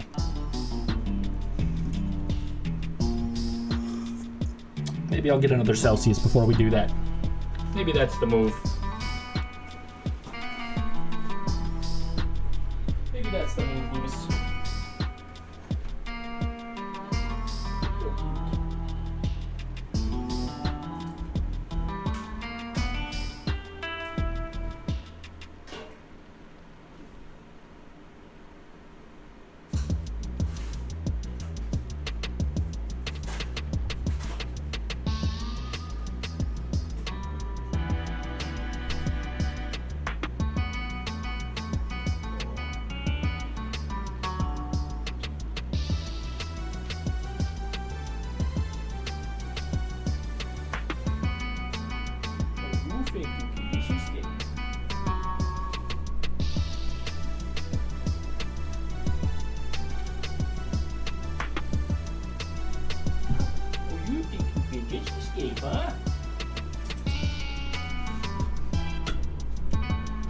Well, you can. All you'd want to is beyond me, though. Kitty cat, kitty cat, kitty cat. Well, Mr. Cat, everybody. A good guy.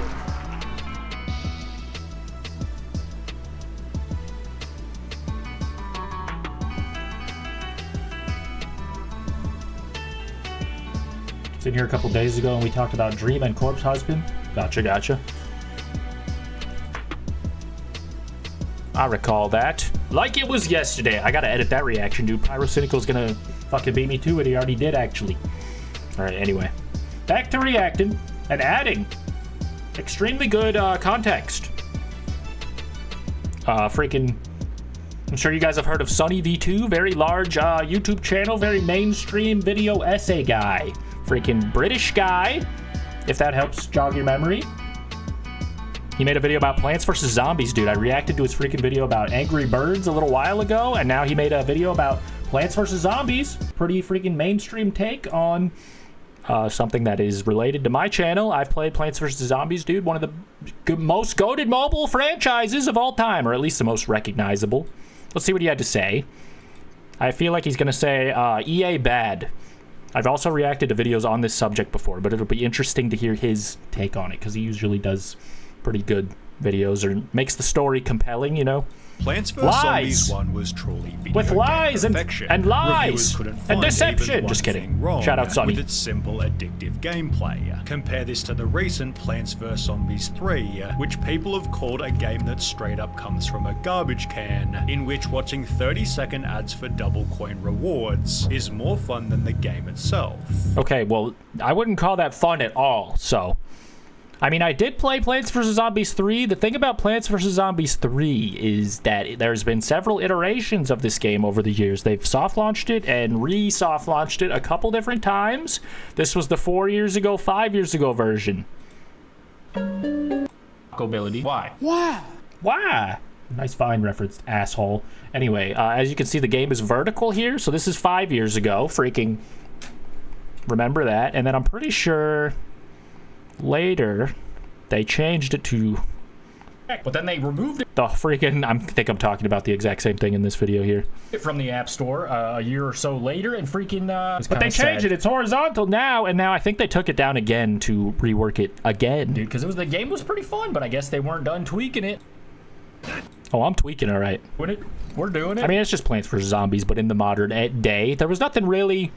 that egregious about it. I did get stuck a few times, so maybe that was where they were trying to nickel and dime me for progress, and I just didn't fall for it, but we'll see if Sunny V2 did. Maybe that's why he's so mad that he wanted to make this video, because he spent so many dollars on PvZ3. He's trying to get to the next level. He's trying to be me. Bars. Which people have called a can't game be me, that dude. straight up I'm a comes from professional gamer. Can, in which watching 30-second ads for double coin rewards is more fun than the game itself. Let's explore how Plants vs. Zombies eventually lost its way from an amazing tower defense game fall into the extremely predatory mobile game landscape. Firstly, what made the original so damn good? At a price of just $2.99 in the App Store, with no ads or extra in-game purchases, Plants vs. Zombies 1 was simply amazing value. The easy first level gets players addicted immediately. In just one level, the game already indoctrinates you into its gameplay. And this is Milkman Steve's opinion, so we couldn't have got someone a little more qualified. We couldn't have got someone like, you know, I can't think of anyone specifically. Maybe Zach Scott Games. You know, I think he played the game a few thousand times. He still has a running Let's Play series, part 6,000. Or maybe LonnieDos. Not Milkman Steve. Who is that? I'm just kidding. Shout out Steve. Play cycle flawlessly and in a fun way. With one 5-star review writing, I won't say that Come the on, game's Sonny, a do some cakewalk, research. but it isn't particularly challenging either. Still, the game offers enough mental stimulation that I never once grew bored. This is due to the game's incredible variety, offering loads of different plants, zombies, and music, with comments stating the soundtrack alone is enough to make you want the game. This makes it so entrancing that people can play for hours, which led to crazy commercial success. success. In addition to almost perfect professional reviews, Plants vs. Zombies became the So do they like the commercials or not? Sorry, lame joke, but you know, English. App Store product. It's kind of funny, you know. Sold more than 300,000 copies in its first 9 days available, a new App Store launch record. Developers expanded the game. And that was back before the game was free, probably. So that's 300,000 smackaroos if it was 99 cents. And then minus whatever Apple takes, which is a good amount, and they must pay it. Fortnite lawsuit. See Fortnite lawsuit for details. Citation cited. Crack rock. To 13 other platforms, creating so much success for PopCap Games they'd be bought by EA for $650 million. Yep, EA. The company was such an extreme reputation for greed, there's an entire Wikipedia page dedicated to criticism of the company. People have called their use of microtransactions a plague, which sadly began to infect Plants vs. Zombies, because on the 15th of August 2013, Plants vs. Zombies 2 came out, with one key difference compared to the first. PopCap found a way to cram this game with as many in-app purchases and microtransactions as humanly possible, to the point where it's too much of a hindrance for me to actually enjoy the game. Plants vs. Zombies 2. Well, now Plants vs. Zombies 2 has been out for so long. This is like probably the main game people are used to playing, if they're an avid PvZ player at this point in time. At least I'm just imagining, because it's been out for like 10 years probably. But yeah, it's funny that people were still complaining about the microtransactions back then. It sounds like they're complaining about modern problems, but these were very different problems. Microtransactions have gotten so much worse since then, is just what I'm trying to point out. Who features microtransactions. Unlike in the previous entries to the series, thanks, EA, can be purchased with real money, as well as upgrades and coins. These items can also be bought in bundles to save some money. Certain plans could only be accessed using cold hard cash, and while coins could be naturally earned in-game, you could pay up to $52 to instantly unlock them. The Pirate Seas and Wild West levels can also be unlocked without earning all of the required stars. They cost $5.49 each to instantly access. More controversial for whatever reason was the game's new art style. People argued that every single character looked to be designed by a totally different person, each of whom had their own way of drawing. There's full videos dedicated to the poorly designed plants, with the excessive discussion about this flaw being a meme within the community. This was because they hired a whole new team of designers, and under suspicious circumstances fired George Fan. Not George Fan! Dude, what the hell? I never even knew that they had different art styles. I never looked that closely at the plants. This is like some very Reddit online activity to complain this much. All by himself. These are the super an fans. Article later confirmed EA fired Plants vs. Zombies creator for refusing microtransactions in sequel, explaining that George had lost his job as he didn't agree with the pay-to-win model. He'd partially confirmed this by tweeting, regarding recent rumors, "It is true I was laid off by How do you know this is his real account and not a fan account of George? And also true that I was against making PvZ2 a freemium game. That's all I'll say on the matter for now. Sure do miss paying for a game once and unlocking cool things by actually, you know, playing that game." See, this is 2017, dude. No one freaking complains about this anymore, because what's the problem? They were never gonna make another paid game.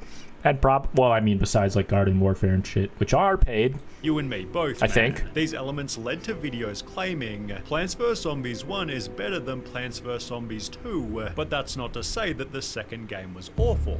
It featured so many different plants it's hard to even count them, and offered 312 levels compared to just 50 in PvZ1. These PvZ2 levels were each set at varying levels of difficulty, better serving a wider range of players. The second game therefore also received amazing feedback, with got Touch Arcade on there with the 5-star review. Who else was on there?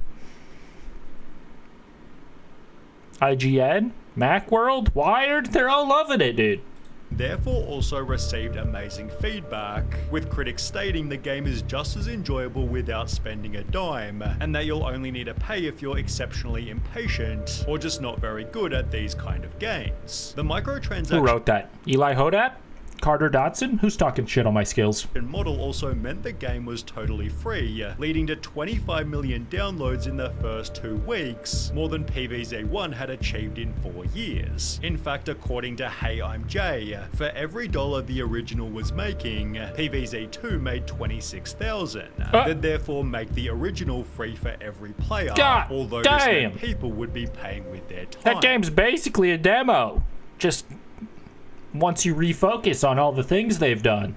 That's a lot of money for every dollar. $26,000 for each sale of the first game. It's free now, which naturally means that the game absolutely bombards you with ads. God, I love mobile games. There are ads before and after levels now, and even during, where the game tries to distract you as much as possible to watch a video for an extra item. Before every I cannot stand games that don't have the option to just pay once to get rid of the ads. If that's not in there, I just don't even know if I could play the game, but sometimes they hide them pretty good. You have to watch an unskippable ad, then sit there prompted to download what you watched. At the end of every level, you're forced to briefly play a different mobile game with the hope that you'll download it later. Items can be earned by watching further ads, which are even served to those who initially paid for the game. You could say it's even more annoying than the microtransaction model, which was earning so much money for PvZ2 that start to build Plants vs Zombies 3. In the meantime, developers took a detour and put out Plants vs Zombies Garden Warfare. This third-person shooter was certainly different, but extremely well received, achieving consistent reviews of 7 out of 10 or higher. Garden Warfare was surprisingly amazing. I remember spending definitely over 500 hours grinding it as a kid. They therefore released Garden Warfare 2, which was even more successful than the first. I think that's the one I tried on stream, and I was very confused by the overworld, but the gameplay was really fun. It was like a freaking arena shooter type thing, but with Plants vs Zombies. Really nothing like the other games that were like more like tower defense puzzle game Johns. We back live on YouTube again, by the way, boys. We live on Twitch too. LonnieDos, just reacting, chilling, vibing. Yeah, watching this Sunny V2 video about PvZ. Confirming the third-person shooter style was perfect for the series. So when they announced what was basically Garden Warfare 3, developers likely expected another successful title. It was called Plants vs Zombies Battle for Neighborville, which featured an epic trailer in 2019, gaining over 15 million views from super excited fans. But with people eventually stating, "This whole trailer was fantastic and I love it. Too bad I love the trailer more than the game." The game was a total flop. Plants vs Zombies Battle for Neighborville is one of the worst games you've never heard of. I really haven't. Was it that much different than Garden Warfare 1 and 2? I didn't know they made 3 of these bad boys. Extensive posts like this called it a complete and utter disaster in almost every way, and one of, if not the worst multiplayer game I have played in 2019. It referenced problems such as bugs and graphical errors, textures and map design are absolutely horrible, whilst the characters all control awfully and feel very unenergetic, since the sound design is absolutely garbage. Then, of course, there were the microtransactions. Not the microtransactions! And the way you unlock these characters is through a specific challenge called giving EA $30. Let's fucking go! I can do that. That's in my skill range. He's just mad because I'm about to win. The game already costs $30 to buy, and you expect players to spend that twice in order to play the new characters? Oh, As no. mentioned, the game already That actually sounds really shitty. But demanded an extra $30 to unlock every character, which could be unlocked by grinding the game, but would take about 3 months to earn 1 costume. Players therefore dismissed the game completely, writing, "As a player who played the 2 previous games of this one, I can say that this game is a joke on the Plants vs Zombies franchise. Bad graphics, boring gameplay, boring characters. Compared to Garden Warfare 1 and 2, this game is very bad. They'd therefore stop updating it after only 11 months, leading to comments like, "It is so sad how fast this game died. If it had a little more time to develop and didn't have microtransactions, then it would have never disappeared." But apparently the franchise didn't That's such a broad complaint, though. I feel like they maybe just phoned this one in if it sucked so bad. Was it just the microtransactions that ruined it? Their lesson, and the sound design. That too, guys. It also sounded different and not as good. Year, Plants vs Zombies 3 was nearing completion. That had 7 full years since PvZ2, setting high expectations for PvZ3. Still not out in 2025, for the record. However, for when reference, the I first mean. bit of gameplay was posted to YouTube, people instantly disliked it. PvZ1, skill. PvZ2, wallet. PvZ3 won't download it. Owned! Why? For starters, the game was now in portrait, which to be honest was probably more convenient, but at the same time it looked extremely weird. The lawn is literally horizontal. Why? Why is the display vertical? The game had also gone from 2D to 3D and had another change in art style, prompting memes such as this. It is evolving just backwards. Bro, it looks, you know, it looks like PvZ Heroes, kind of. Maybe you just skipped that game, so you guys weren't adjusted to the new art style, but you're right, it looks a little weird when you put it next to the other ones, but why does this plant have so many looks, dude? He's always serving face. The new pea shooter model looked absolutely awful, which sadly couldn't be upgraded. Apparently some people disagree. Transactions. With videos like Plants vs Zombies 3 is mechanically broken, gaining over 2 million views, PvZ3 was taken off the App Store. They'd re-release it 1 year later, to which people said compared to the alpha this looks great, however again it still wasn't good enough. This happened again in 2022, then again in 2024, receiving the same feedback at every single point. The game was simply boring. There is just nothing to do in this game, man, besides grind the stupid main quest that just sucks. 90-something levels of doing... There's nothing to do in the game except grind the main game, dude. Weird complaint, but I agree, because I got stuck in the game too. No shame in admitting that you were having a little bit of trouble there. No shame in admitting it. I was too, dude. Same thing over and over and over is so boring. I've just spent 3 hours playing the 4th beta of PvZ3, and I gotta say, how does EA get away with this? The game is 10,000% dumbed down, no more collecting plants, no more input on plant choosing, sun is now worth 1 and plants cost 1 to 5 plus. All the like hardcore fans of the series too are probably so used to playing like late game PvZ2, so they're like not getting any stimulation from this because there's probably way less going on the screen and shit. Like freaking these people are completely cooked. They're not the people who should be trying out this game, but they're the ones who want to. Plus, animations feel capped at 10 FPS. It's a hard position to be in. Others complained it just had a scummy feeling. Right out of the gate, it seems to just have that manipulative mobile game feel about it. You know that feeling. That's young Dana Ray. This game feels off. It's like I'm watching an App Store ripoff of PvZ. As a result, it's still in development 5 years after its first alpha launch. Hell yeah, dude. It's kind of interesting that a channel this size would choose to talk about little old PvZ, but freaking, that was kind of cool, I guess. Shout out Sunny V2, dude. Freaking. Did you guys play PvZ 3 or any of the games in that franchise? My brain was eaten by zombies at a young age. He made a video about Laserbeam's game as well. I already watched a couple videos about that, so I don't need to see that story again, but that is just interesting. Quite interesting, Mr. V2. I like your number. In the lovely world of mobile gaming.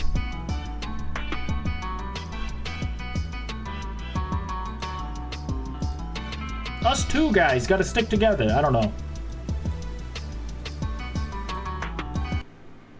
Where's my OBS? That's what I'm looking for, dude. Could have sworn I was losing it. Alright, freaking dude, this is another video about mobile gaming. Specifically, the nostalgic world of edgy miniclip games, dude. Miniclip was like a flash game website that kind of evolved with the times as mobile gaming took over and flash games kind of went away. I think Flash is gone now, right? Adobe Flash or whatever, but this is a walk down memory lane of some of the old miniclip classics by Slippin'. At least I think so. Let's freaking see. I don't remember there being any edgy games. I remember Gravity Guy. Apparently this Justin Bieber one, maybe that was one of the edgy ones.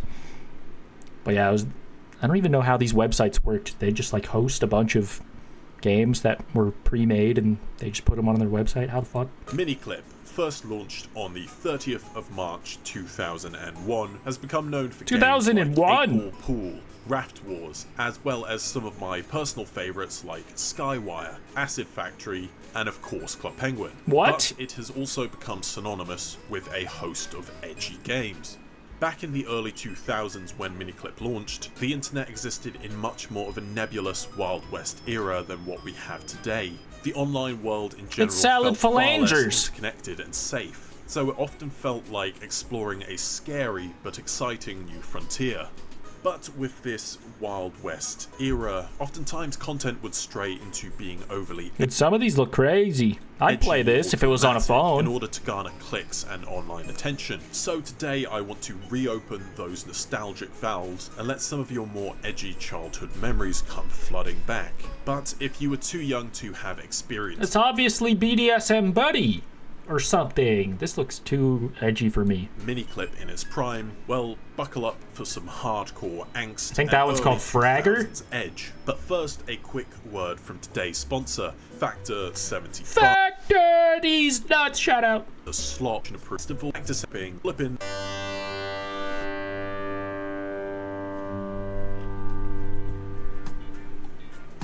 Skull Kid was perhaps one of the earliest and most well. I feel like I've seen this guy before, but I've never played this game to my knowledge. Maybe I've just like seen the picture from this game, who knows. Edgy games on the site. First being uploaded Looks a little familiar. on the 14th of September 2002, the game quickly made its way to other platforms like Miniclip. I remember always seeing it being advertised on the front page of Miniclip, which is largely why my brother and I spent so much time playing it. You played as the titular Skull Kid, wielding a chainsaw as you carved your way through a passive crowd of office workers with surprisingly little resistance. That was until you reached the second floor, at which point you were armed with a handgun and had to make use of cover and timed shots to take out a room full of armed office workers. After picking each one of the workers off, you could then proceed to the third and final floor. Now naturally you'd expect that the gameplay would continue to evolve from here, perhaps by being armed with an automatic weapon as you take out some even tougher foes. But somewhat underwhelmingly, there's only a single boss NPC, which is a term I use very loosely, as he acts much more like a real-world office boss than Bro, have a witness to his thickness! Sorry, I just wanted to say that because I'm like Squidward. Of a video game boss. By that I mean that instead of having a big health bar and putting up a tough fight, his intestines, they've fallen. He just lets you chainsaw through him. That's gross. That's nasty. While it's one of the tamer entries on this list, I remember it being my entry point into the world of edgy games. Even at the time, I remember thinking it didn't seem really too bad, but that being said, it did creep me out a little bit. And apparently, from what I could find online, hiding the game from your parents was a pretty universal experience. Dude, holy shit. I remember one time I went on freaking Newgrounds to play games, all innocent-like. I didn't really go on Newgrounds much as a kid, and this was like one of my first experiences on it, so it freaking turned me off to the website, kind of. But dude, it was like a freaking Flash game called like Pervert Adventure or some shit. It wasn't that. It was like Frank's Adventure or something. You'd go around and try to like woo ladies, but they'd all like be naked and in the game and showing their bobbies. And it was, I didn't expect that. I really didn't expect that. On the family computer, on my good Christian website. I don't even remember what happens in this game, but I 100% remember. I don't remember the name of the game though. It was one of those Someone let me games know and I'll firmly play it on stream, dude. I'm just kidding. It would get me immediately bricked up and banned, more importantly. My parents were either outside of the house or were asleep. I felt like if I was caught playing this, then my parents would have brushed me off to the gallows and that would have been the end of me. I knew I really shouldn't have been playing it, but maybe that's what made it so much fun. Short, sweet, and memorable. And surprisingly, not the only Chainsaw Massacre game to be featured on the site. Dude, what is this Fall Guys looking ass? Some absolute classics. It looks awesome. Very subtly named Chainsaw the Children. Again, it was a very different era. Need gas? More gas! Oh, let's go, let's get it. Done. Come on! The fuck was that? Was that Tomar?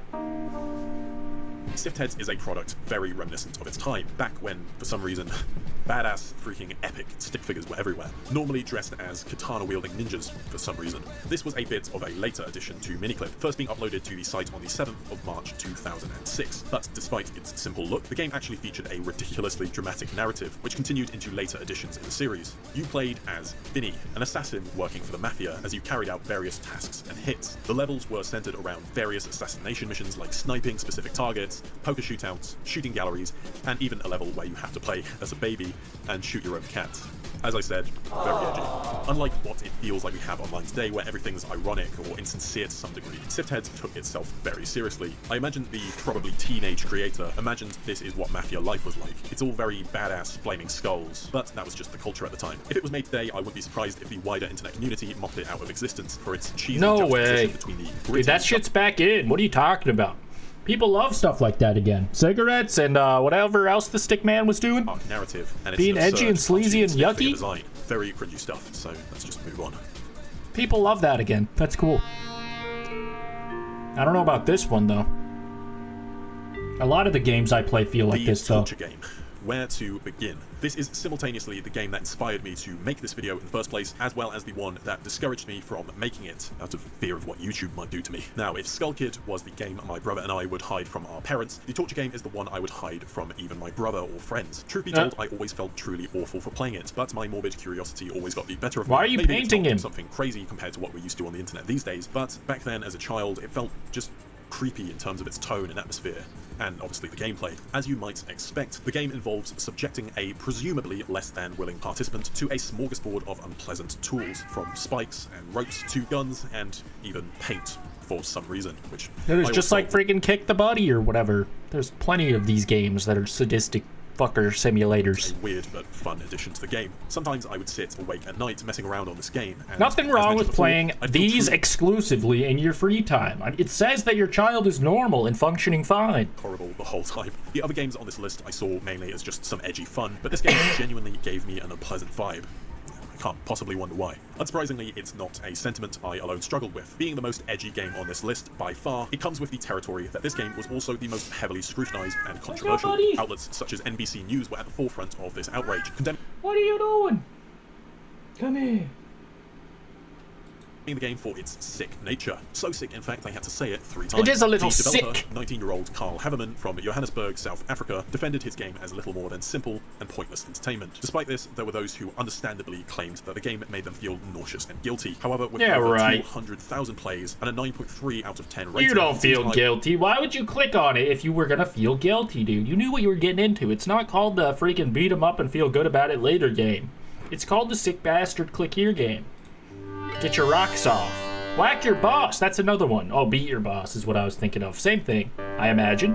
We'll see. Right, Games Lupus? like Whack Your Boss shared similar gameplay. Oh no, this is way more extreme than I was thinking. I was thinking Kick the Buddy style. He's thinking of whacking his boss like the whack you don't come back from. Game, albeit with a much more cartoony, light-hearted tone. One of the most prevalent was Whack Your Boss, which released in 2005. The gameplay revolved around finding the 16 secret ways to whack your boss, such as throwing him out of a window or enthusiastically giving him a drink from the water cooler. Ah, There's not much to say about Whack Your Boss. Thirsty that already boss. been said for edgier counterparts on this list, but that's not to say it didn't also face its share of controversy, as many viewed it as being overly edgy or encouraging workplace violence. I feel like I remember a lot of YouTube thumbnails where this guy was like taking a shit on his boss's desk and stuff like that. I really don't think I clicked on the videos, but you know, I remember seeing a lot of poopy thumbnails about these boss fellas and his workers. It's apparent that the game was developed as a form of tongue-in-cheek stress relief, rather than anything with some kind of sinister intention. Because of this, its cartoony style and funny animations earned it some more mainstream attention from creators such as KSI and Markiplier, back in an era when Flash games were very popular on YouTube. Makes sense. Seen as funny rather than outright edgy, but its popularity is what earns it a place on this list. By 2011, it had earned over 1.7 million plays, sparking infamous sequels such as Whack Your X and a spectrum of themed variants such as Whack Your Boss Cartoonland and Whack Your Boss Fancy Edition, truly milking the IP. Fancy Edition? Where he fills you up with gas and turns you into an enlarged bubble boy. Kinky. A couple of games I quickly want to touch on are Dark Cut and its sequel, both of which released within the same year of 2007. Captain Robert! There's not a whole ton I want to expand on with these games, but I just felt like including them to showcase The some of fuck the is diversity this? present on the site at the time. The gameplay involved the player taking on the role of a physician as you act out a range of medieval-themed operations, from Ew. removing arrows on legs to placing leeches on cuts, and even dispatching a vampire. It's like one of those Dr. Dentist games, but extra edgy. It's not the most gory or interesting on this list, but the It honestly looks like shit. gameplay garnered it over 2.6 million plays. It's not one I personally remember playing, at least not frequently, but considering its popularity, it made sense to include it. Maybe you played it, maybe you didn't, I don't know. That's a real mini clip. Club Penguin. Before it was bought by Disney, it was hosted on Miniclip. Big if true? Oh hell nah, I agree. No, I concur. I saved the best till last. This game was truly freaking Look at him twisted. go. I mean, where to start? Just look at these little hellspawn. And these things. What the fuck are these It's things? Blackbeard. But I'm just kidding.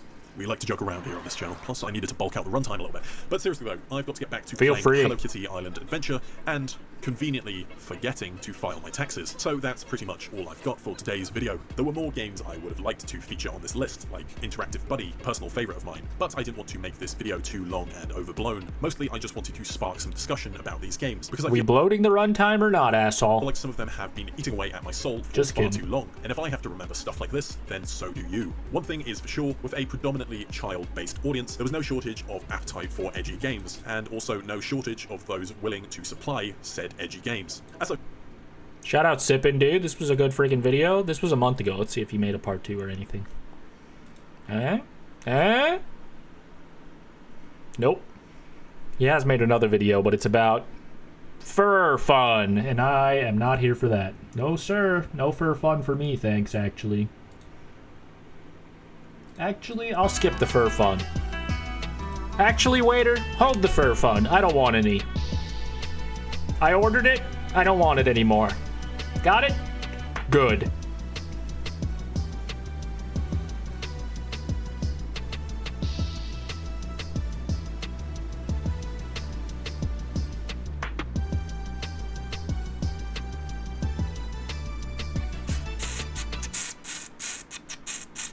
Alright, let's watch freaking... Do you guys know who Master Oogway is? I guess I should pull up one of his videos so, in case you don't. But also, he might say something bad in it. Because he's banned from YouTube for making too edgy of content. We just watched that edgy mini clip video. This is a bit of an edgy subject too. And a touchy one, dude. Freaking, where's my OBS?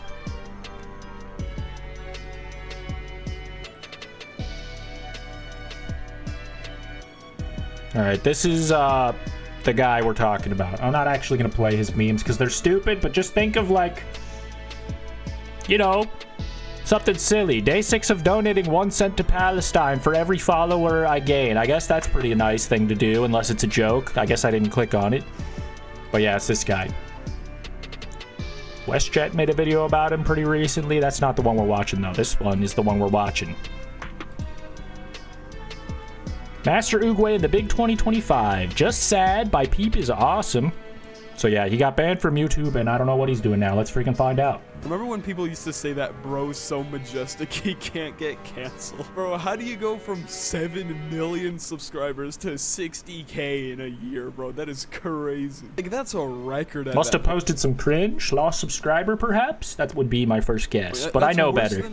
Oh, are you playing Garden Warfare? Who was that one guy who, like, tried to get left in 2024? I forgot his name. You guys know who I'm talking about, though. I don't. Thought he broke the record. Clearly, you guys don't know about Master Oogway.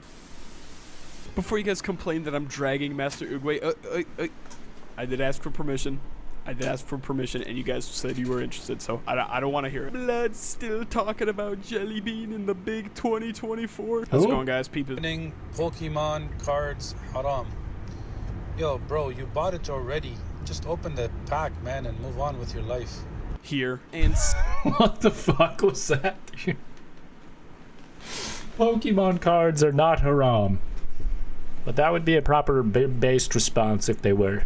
Saying Master Oogway just leaves a bad taste in your mouth, you feel me? Overnight, Master Oogway became not just one of the most controversial YouTubers on the platform, but also one of the most hated. I don't mean to be the comedy police here, but I think we could all agree, yeah, overly edgy jokes are funny, right? I dabble in that once in a while, but if your entire personality is literally just being racist, then that gets not only really stale, but you kind of look stupid to a point, which is exactly how Master Oogway's so true, dude. Hell, racism, I concur. Absolutely very crumbled. cringe. The final nail in the coffin for this dude's career was dropping his infamous song. So you can see why this guy's no longer on YouTube, and then we're moving on. This is a real song, by the way. He's not moving on. Photoshopped. You see, this dude wasn't necessarily Jack Doherty level of irritating content creator, but he was definitely up there, which is exactly why he got absolutely annihilated off every platform. You see, you can only go so far when your entire personality is just being, hey, look, it's me saying the N-word. You can only go so far when your entire personality is literally just black people love chicken and watermelon and Kool-Aid. The fuck's going on here? Doing in the big 2025. Let's talk about that. But before we do that, make sure you subscribe to the channel because we do have a tradition. Get to the fucking video! If I hit 170k subscribers by the end of this week, I'll leave. Don't try to surprise me at 170k subscribers. I'm gonna end my. Now, there's definitely a couple of platforms we gotta hop on to talk about Master Oogway, because to my surprise, he's still relatively active on his personal Instagram, Omer Sastim, while his last actual post was on December 3rd of 2024, which, by the way, I just want to say, a lot of people still really like this dude, to my surprise. I've only really spotted this one hate comment. Isn't this the guy who said the N-word and started donating to Gaza? Listen, he can't have friends? He can't have friends on the gram? He might have personal, close network of friends and colleagues that he keeps up with and that respect him and his work. Towards the end of 2024, on December 12th specifically, Master Oogway claimed that he was going to sue YouTube for unjust full termination. You sure about that?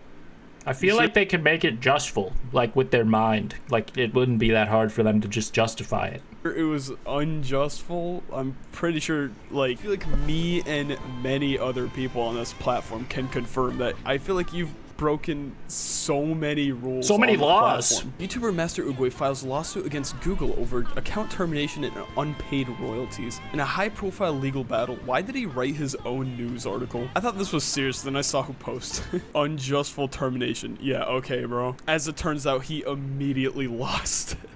I don't know what you expected, bro. Prominent YouTuber Master Oogway has lost a preliminary injunction case against Google. Did he post this news as well? I mean, at least he posted both sides of the story, you know what I'm saying? Why is he speaking like he's the news? Seeking the reinstatement of his permanently banned YouTuber me loses the court case I started. Violated YouTube's guidelines by posting an alternate account while his main account was under suspension. I ain't reading all that. I'm happy for you though, or sorry what happened.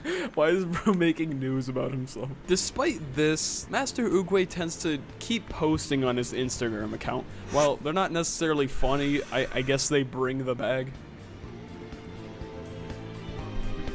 In my experience, Instagram brings anything but the bag. But maybe his account is different, but Instagram doesn't pay for shit.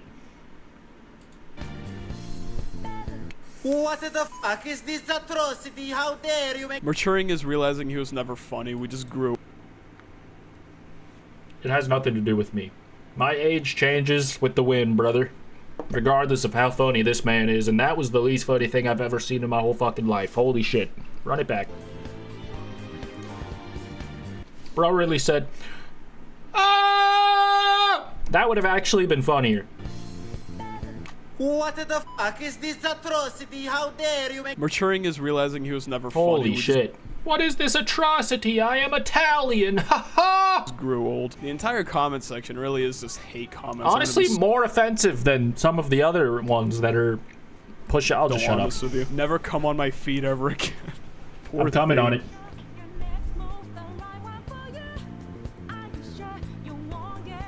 What's going on here? Bro's grabbing his ween. What the f— I thought we left bro in 2023. You get what I'm trying to say though. Most of these comments are literally just hate comments. Bro fell off. Shouldn't we have left this dude in 2024?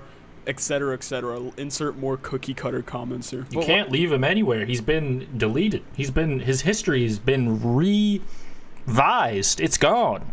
Eliminated. Kaput. Capiche. What I find the most interesting here is that this dude will just not go down without a fight. Despite his 7 million subscriber channel getting terminated due to what I feel like at this point is every possible rule that can be broken on YouTube. Like at this point, I'm surprised he didn't start showing gore on his 7 million subscriber channel. I've spotted multiple alt accounts on multiple platforms. I feel like this dude is still trying to milk out whatever he can from his fame and publicity from a year ago. Here we have Master Oogway with rough.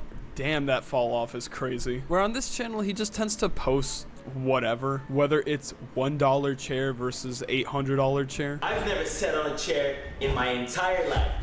What a fucking liar, dude. Now I'll finally have the opportunity and the chance to be sitting for the first time in my life. I'm sick of these lies. I'll be sitting on a $1 Bro chair. has sat. By the way, the max resolution for this video is 480p. That's not just my video being terrible. Pretty big dislike ratio. Bro went from racist jokes to reviewing chairs. Bro's video quality. That's progress. Regardless of how you feel, that's better. Nature is healing. Of the first chair. Bro's React to on a max budget, headroom? What's bro will that? Get canceled again. Bro is fall maxing. That's a new one. I haven't heard that one yet. Remember when people used to say that bro's so majestic he can't get canceled? Bro, how do you go from 7 million subscribers to 60K in a year, bro? All right, I can't finish this video, dude. It's giving me mixed feelings because I don't like the Master Oogway guy. He's cringe, but I also don't necessarily love the commentary from this guy either. Shout out to him, though. Shout out to him. Not hating too much. It's just, you know, it's a little just, whoa, bro. Holy shit. Eat my ass. Same. Same, though. Great video, though.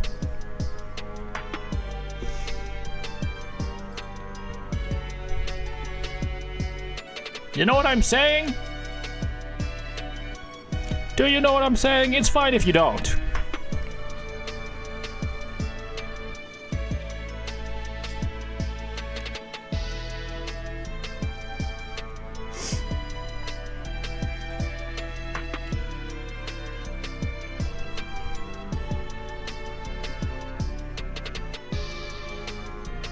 What's max headroom? I don't know what that is.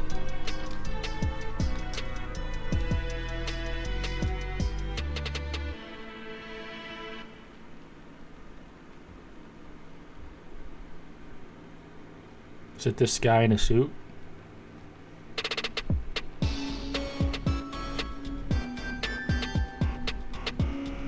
Who was behind the max headroom incident?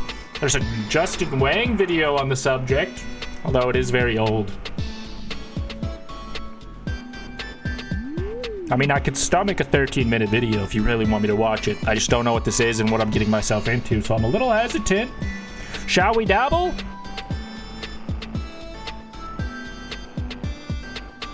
On Sunday night, November 22nd, 1987, residents of Chicago were sitting down to watch the local news on WGN-TV when a report about the Chicago Bears was suddenly interrupted by a mysterious video. The Riddler! The video had no audio and only depicted a man in a Max Headroom mask. What is max headroom?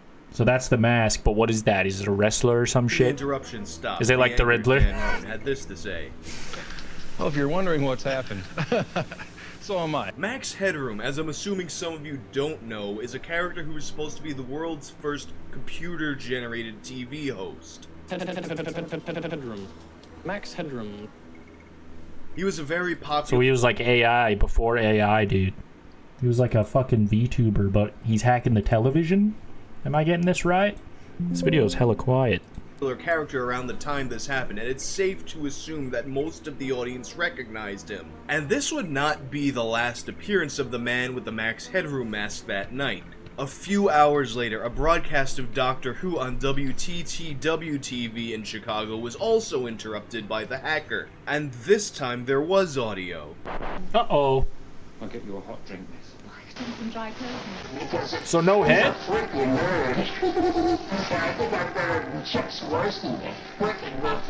The Chuck Swirsky that he's talking about is a sportscaster for Chuck, I didn't hear a word he said. Did you guys? What the fuck? Run it back. TV in Chicago was also interrupted by the hacker, and this time there was audio. I'll get you a hot drink, miss. He's a freaky man? Got that Chuck Shalowski. The Chuck Swirsky that he's talking about is a sportscaster for WGN TV, who you might remember was the first station that got hacked. Ah, yes.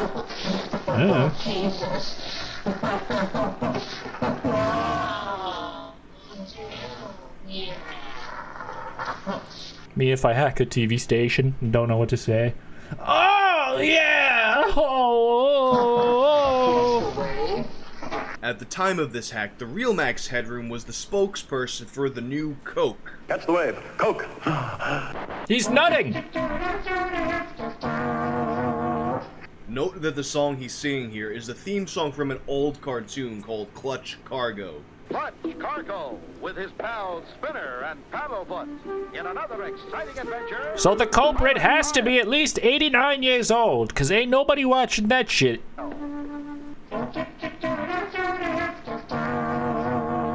Ooga Clutch Cargo.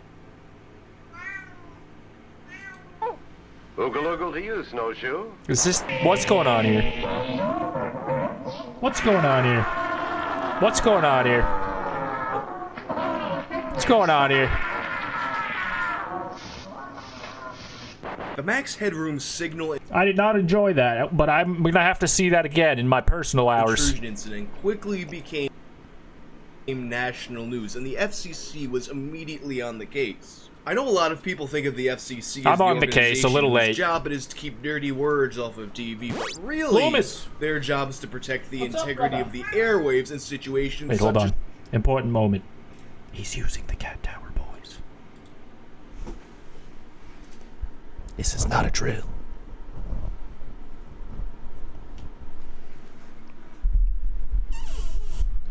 Loomis, have anything to say?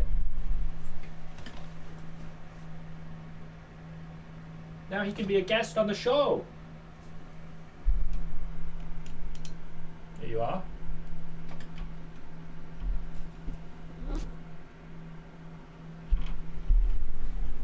Nothing to say now that the camera's on. I understand. Hold on.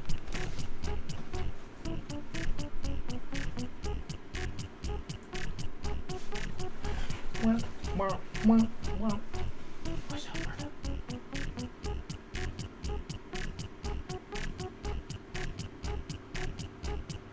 Do you like anything to eat? What about these guys?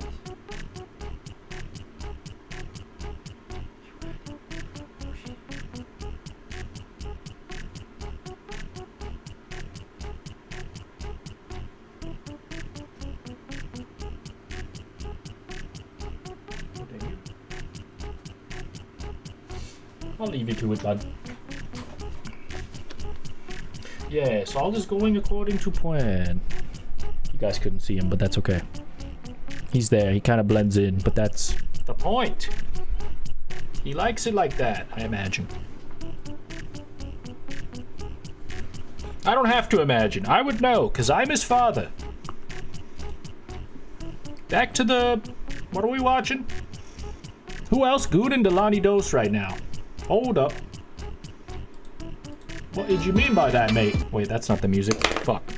Alright, my bad. What are we watching? Max Headroom incident. Let's continue. We're only 2 minutes in. There's this. And they were pretty confident that they would catch the person behind the Max Headroom hacking. But the odds, I'd say, if a guy continues to involve himself, either sporadically... Some sort of hacker thingy on the TV. It's very great that we will determine... React to tra-la-la? Who it is. What is that? They've done it before, and signal intrusions like the Max Headroom one were nothing new. Just a year earlier, a hacker calling himself Captain Midnight had interrupted HBO's broadcast and displayed this message in protest of HBO's new price hikes. Wow. They quickly figured out that he was actually an engineer named John McDougal, and he was promptly arrested. But the bro was doing the people's freaking... He was a hero that we needed, dude. The max price is too high. Krusty Krab is unfair. I'm putting the logo on there. Difference here, and a big reason why the Max Headroom incident continues to capture people's imaginations, is that 30 plus years later, he still hasn't been caught. But there are a few suspects. The first theory about a Max Headroom suspect claims that it was a musician named Eric Fournier behind the hack. The primary piece of evidence that people use to tie these two together are the aesthetic similarities between the Max Headroom video and a video series created by Eric. This series stars a character called Shay St. John, and he had a few standalone movies for it as well. That was fucking... What? Some videos that were kind of popular in the early days of YouTube. Unfortunately, Scary his original face! channel was deleted by YouTube. A big surprise there. But the videos that do remain do reveal a kind of similarity. Bro, this is some smart schoolboy 9 shit. Which is a whole rabbit hole in and of itself, which is honestly too scary for me to react to in my content, dude. I don't like to be disturbed. I like to chill. Even this is a little scary to me, but fucking weeball. Susan, yes, for Kat, if she does Ron John sell me the drip drop diet that I'm doing down in Hollywood. 2 drops for £2. Yeah, I'm doing the drip drop diet. 2 drops, £2. According to Vice Motherboard, the Eric Fournier theory is as follows. The legend is that Eric, who lived in nearby Bloomington, Indiana at the time and played in a punk band called the Blood Farmers, simply wanted exposure for his band's music videos. At the last minute, he decided to ditch the idea of broadcasting one of their videos out of fear that they would be identified and reverted instead to his own spontaneous performance. The idea that Eric reverted to a spontaneous performance, to me, contradicts what we see in the actual video. The Max Headroom video could obviously not have been performed live, as there's a very clear cut when they jump to the spanking scene. Or and you can't have it without the spanking scene. Honestly, it doesn't hit the same without the spanking scene. As this newscaster referred to the scene. A portion of his or her anatomy. A portion of his anatomy. I'm so glad TV is dying. Another piece of evidence contradicting this theory is that one of Eric's former bandmates said that none of them ever went to Chicago. They didn't have the technical knowledge required to pull this off, and even if they did, they didn't have any music videos to play at all. And unfortunately, Eric himself isn't able to deny this theory as he passed away in 2010, leaving behind the mystery and his creepy artwork. But the same year Eric passed away, another set of suspects emerged. In a Reddit post made in 2010, a user named bpogue claimed that he might know who did it. In this post, bpogue told the story of 2 brothers who he nicknamed J and K so as not to potentially reveal their identities to the FCC or anyone who might still want to prosecute them for this crime. J and K were 2 brothers who were deeply involved in Chicago's local hacking and freaking scene in the 80s and 90s. Having an interest in this but being significantly younger, bpogue was a bit of a hanger-on in the scene. Although he mostly communicated with these people through dial-up bulletin board services, there were a few occasions where they would meet up in real life. And it was one of these real-life meetups that might have potentially exposed the person behind the Max J and K, they were obviously just kidding. This was the Clutch Cargo connection. It's a minor point, but Clutch Cargo would have also been contemporaneous to Jay's childhood. Clutch Cargo was an early 60s cartoon. Only someone born in the 50s would have been able to sing the theme song. I told you, they had to be 100. That was a lead, unintentionally. About 30 at the time, they gave it 1987, then this would make sense. We've cracked the case. But as bpogue said, this is all circumstantial evidence. The real smoking gun in this case was something a lot more substantial. Jay was at the party in the apartment that afternoon. I didn't talk with him directly. Me and the friend of mine that I was there with didn't really talk to anybody that day, but I did overhear what the others were talking about. They were referring to Jay planning to do something big over the weekend. I remember that word, big, because it piqued my curiosity as to what might be considered big by their standards. I later asked them collectively during the dinner we all had at Pizza Hut later that night what they were talking about earlier, what big was. And someone, probably Kay, told me to just watch Channel 11 later that night, as sort of an offhanded suggestion. I did happen to be watching Channel 11 later that night, having forgotten about the whole big conversation earlier that day. I saw it, but I didn't put 2 and 2 together at the time. So putting all this together, bpogue said that it was his belief that Jay was Max Headroom, Kay was the cameraman, and Kay's girlfriend was the girl with the fly swatter. What? 3 years later, another Redditor named Animosity came forward to corroborate some of the details of bpogue's story. So do you think those 2 brothers did it? The TLDR version is yes, I do. Here's the long version. In 1987, I was 16 and D-Dial BBS were coming to a slow close. These guys were a part of the local BBS D-dial scene, which is how I knew them. I was kind of interested in their roomie as a potential hookup and drove to the apartment a time or two to hang out. I remember seeing heavy-duty AV equipment there, but I had no idea what it was used for, and no one was interested in enlightening me. After the broadcast was broken into, word was going around the D-dial scene about who did it. Fingers were being pointed at the guys living in the apartment. Of course it was all denied because of the deep shit they got themselves into, and no one ratted anyone out. So it really seemed like B-Pogue was onto something, and other locals of Chicago who were familiar with the scene agreed with him. But in October of 2015, B-Pogue came with yet another update that twisted the story in another direction. In the time since his last update, B-Pogue had become acquainted with Rick Klein, who is the curator of the Museum of Classic Chicago Television. Together, they came in contact with people close to the situation who were able to shine new light on it. Several weeks ago, Rick and I had the luxury of meeting and speaking with several engineers and technicians who were actively working for WBBM, WTTW, WGN, and other companies in the Chicago broadcasting community at the time. They yielded a wealth of very detailed information, including specifics about what kind of locations, gear, physical access, and more importantly, what sort of station-specific knowledge would have been necessary in order to pull off the intrusions themselves. This was the kind of heavy engineering perspective knowledge that we had only had bits and pieces to work with before and had been trying to obtain for some time and with great difficulty. After the last round of interviews and having looked at the resulting evidence pile in total, Rick and I have concluded that the possibility of this having been an outside job is basically zero. To make a long story short, all the things which needed to have been possessed by an outside amateur or amateurs, no matter how talented, simply did not exist in the wild in 1987. This, and other information we are never able to corroborate, is what allows us to free J and K as suspects with full confidence. If the information they gained is true and J and K can't possibly be the suspects, this means that it had to be a job performed by someone who was in the Chicago broadcasting community. They had to have had both the knowledge necessary and access to the professional equipment to pull off the hack. So if I had to take a shot in the dark and guess, I would think that the person responsible for the hack was a broadcaster who had some kind of personal vendetta with Chuck Swirsky, who he said that he was better than, or perhaps WGN TV itself, which he referred to as world's greatest newspaper nerds. Some sort of professional jealousy or rivalry is the only thing I can think of at this point. It's either that or maybe they just did it for the lulz. But anyway, if you enjoyed... Imagine doing it for the lulz, dude. That was interesting and random. Is this the hacker? Obviously this one's the hacker. I don't want to see the spanking scene, but I want to see the creepy video they put on TV. Oh yes. Or tried, but it's the only way to learn. Fuzzy memories indeed. They don't make them like this no more.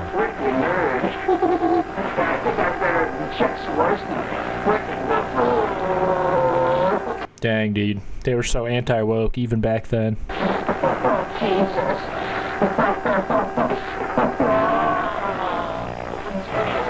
Here we go, yeah! We're on TV now!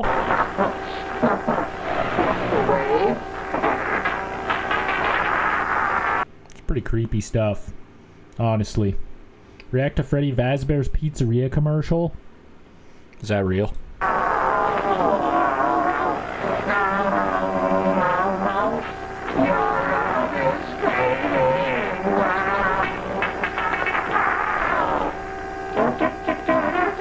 What a psycho. Alright, that's enough. Enough of that. Before I get a curse on my bloodline. Am I right, guys? You know, because the video might be cursed. And then the curse might carry over to, like, further generations. And past ones. My entire bloodline, perhaps. Don't want that to happen. Do not want that to happen. Ooh, knock on wood. Yikes. That would be quite a pickle. Quite a damn pickle. Alright, this is a bit random as well, but freaking... Not really. It's mobile game related. Freaking, this is a video from Trader Tips. He's a Pokemon Go YouTuber, I believe. He does a lot of Pokemon Go gaming videos. Not too different from your boy, but this is an interview he did with Niantic, who are the creators of Pokemon Go. He said, it says, I interviewed Niantic about selling Pokemon Go to Scopely, which is just like a big company that buys a lot of stuff. I think they have like Stumble Guys, and a million other mobile games, probably like Looney Tunes shit. Right, but I didn't even know they owned Pokemon Go. Pokemon Go's senior product director. And yeah, I've been on the team for 8 years. It's kind of weird to think about. It's a long time. And I started off, purely on the live event side, creating things like GoFest, Community Day, things of that nature. And then over the course of my 8 years on the game, I've been able to, take on additional responsibilities and whatnot. And so now my team pretty much, is focused on creating everything that we call the live game. So that includes any events and whatnot that take place in the game. Like right now, there's the DMAX Chansey that just came out. Any big live events like GoFest and whatnot. And then the game design team also reports up through me. And so pretty much the design for lots of the different major features and everything as well currently. So yeah. Yeah, a lot on your plate. Dude, I have not played Pokemon Go in so long. Sometimes I get the urge to check my account, but I cannot remember my freaking login for the life of me, and it's been so long, and I can't start over. That's not allowed. It is, but it's been fun. Cool. I'm glad. I guess I should have said this earlier, but obviously we're here today to talk about the sale of Pokemon Go from Niantic to Scopely. It's something that's everyone in the community is talking about, Niantic here. Wants to know about. So Michael and the team reached out to ask if we could talk about this and just kind of hopefully share some information with the community, answer some questions. I took a lot of questions from you all, so hopefully we'll get to as many of those today as we can. So I guess I'll just start by asking, like, for a little bit more detail, clarity on the sale, the transaction, the what, the why. I guess, can we start with why? Like, yeah, what was the sounds motivation good. behind it? Well, I mean, first and foremost, definitely appreciative of you setting up time to chat about this. The main reason we reached out was, we saw lots of concern or, anxiety from players when this was announced, and at least from a lot of the stuff that I was reading people were concerned about, I really feel like there's actually, those specific concerns are not anything that people should be worried about, and I wanted an opportunity to chat about it and hopefully assuage some of those concerns. But yeah, to answer the question of why, this is honestly something that's been in the works for a little while now, I would say. As you and many other players in the community, I'm sure, could tell even from an outsider's perspective, Niantic's always had a little bit of a dual personality, I would say. We've had one huge chunk of the team that was very focused on creating this mapping platform. For a while it was mostly focused on augmented reality mapping. Now we've shifted a little bit more towards creating more of an AI geospatial map of the world. And that's been really critical for us ever since the inception of Niantic. And then we had another group that's focused on games, right? Creating Pokemon Go, Monster Hunter Now, Pikmin Bloom. And Pikmin Bloom. We really wanted... I never tried that one out. Was it fun?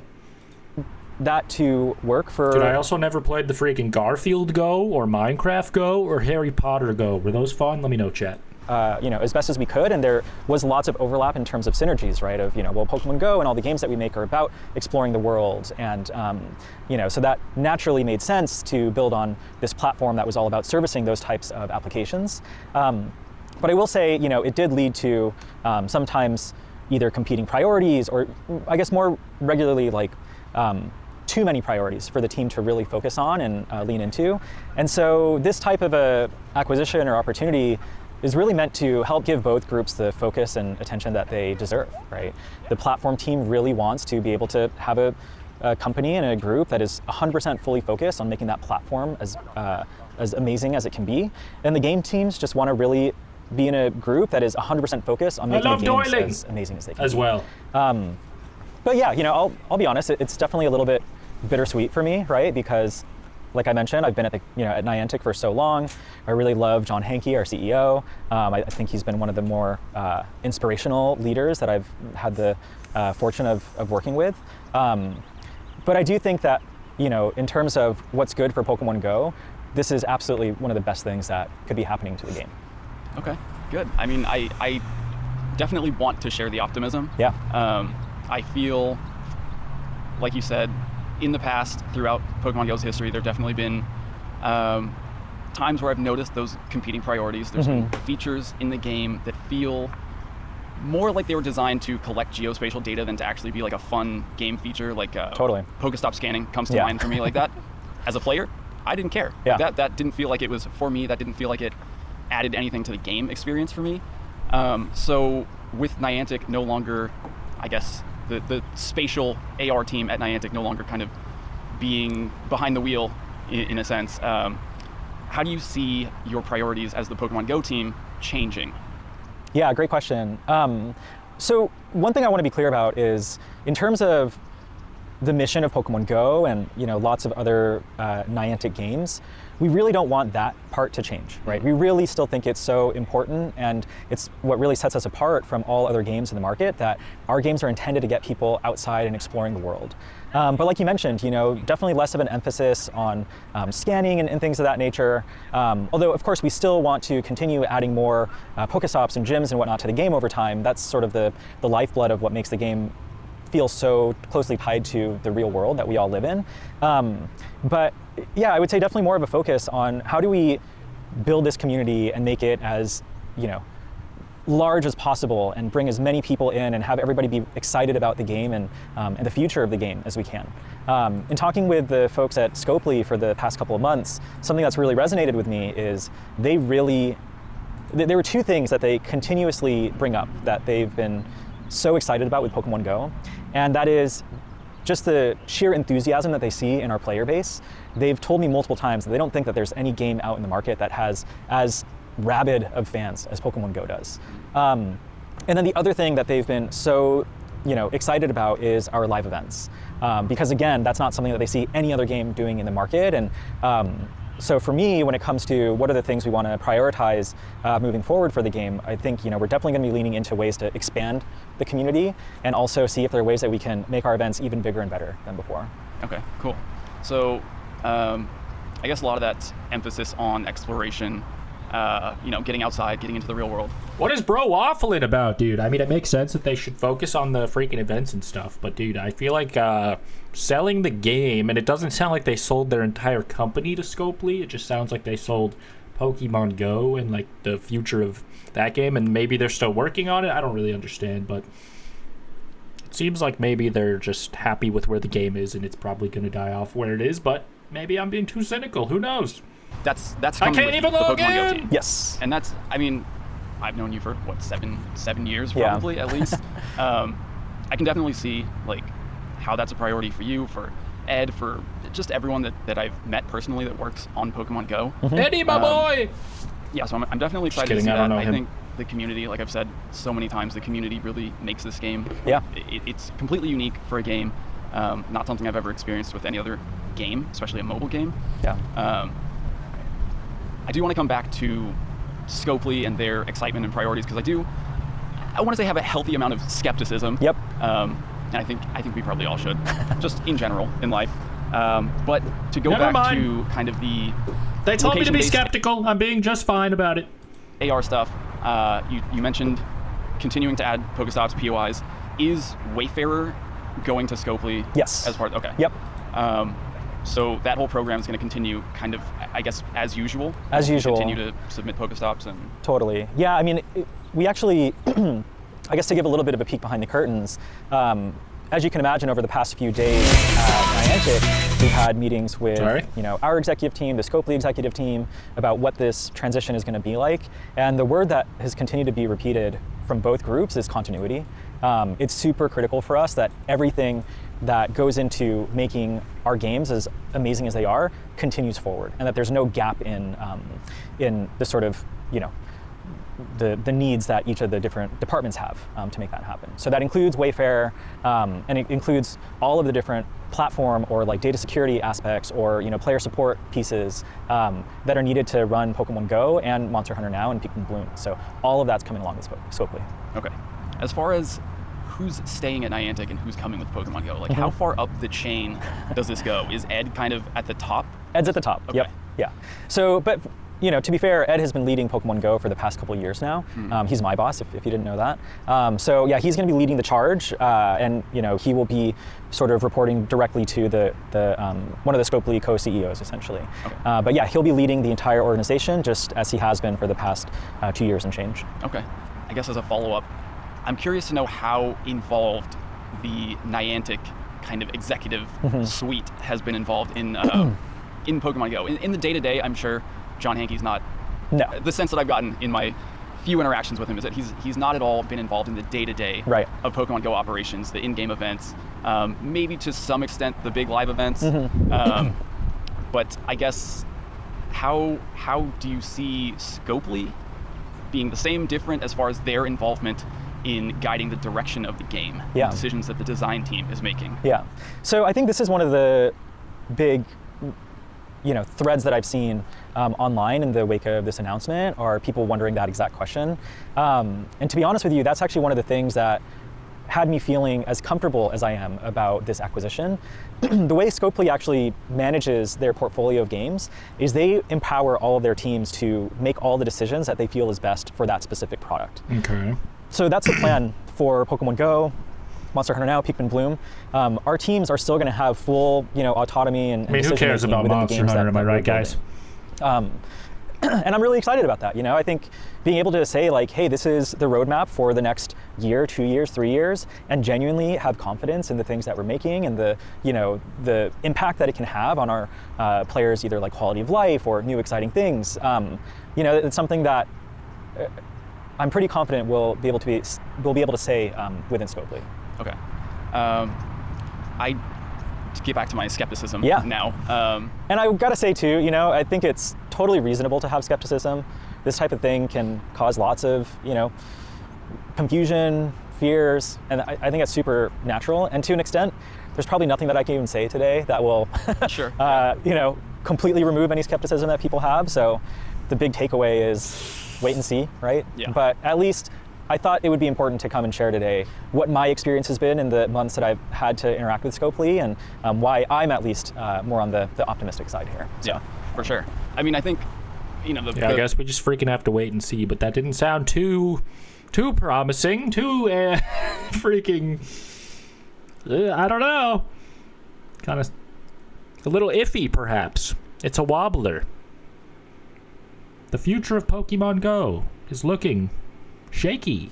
The point that I was going to try to get to is I trust you, I trust Ed, I trust Brandon, Kestrel, like everyone that I've met that works on Pokemon Go.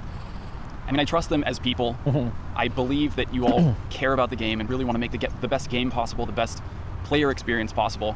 But I feel like we're just a little too deep in capitalism for me to have that same amount of trust for a company, for a business, especially one whose two businesses now at the end of the day is profit.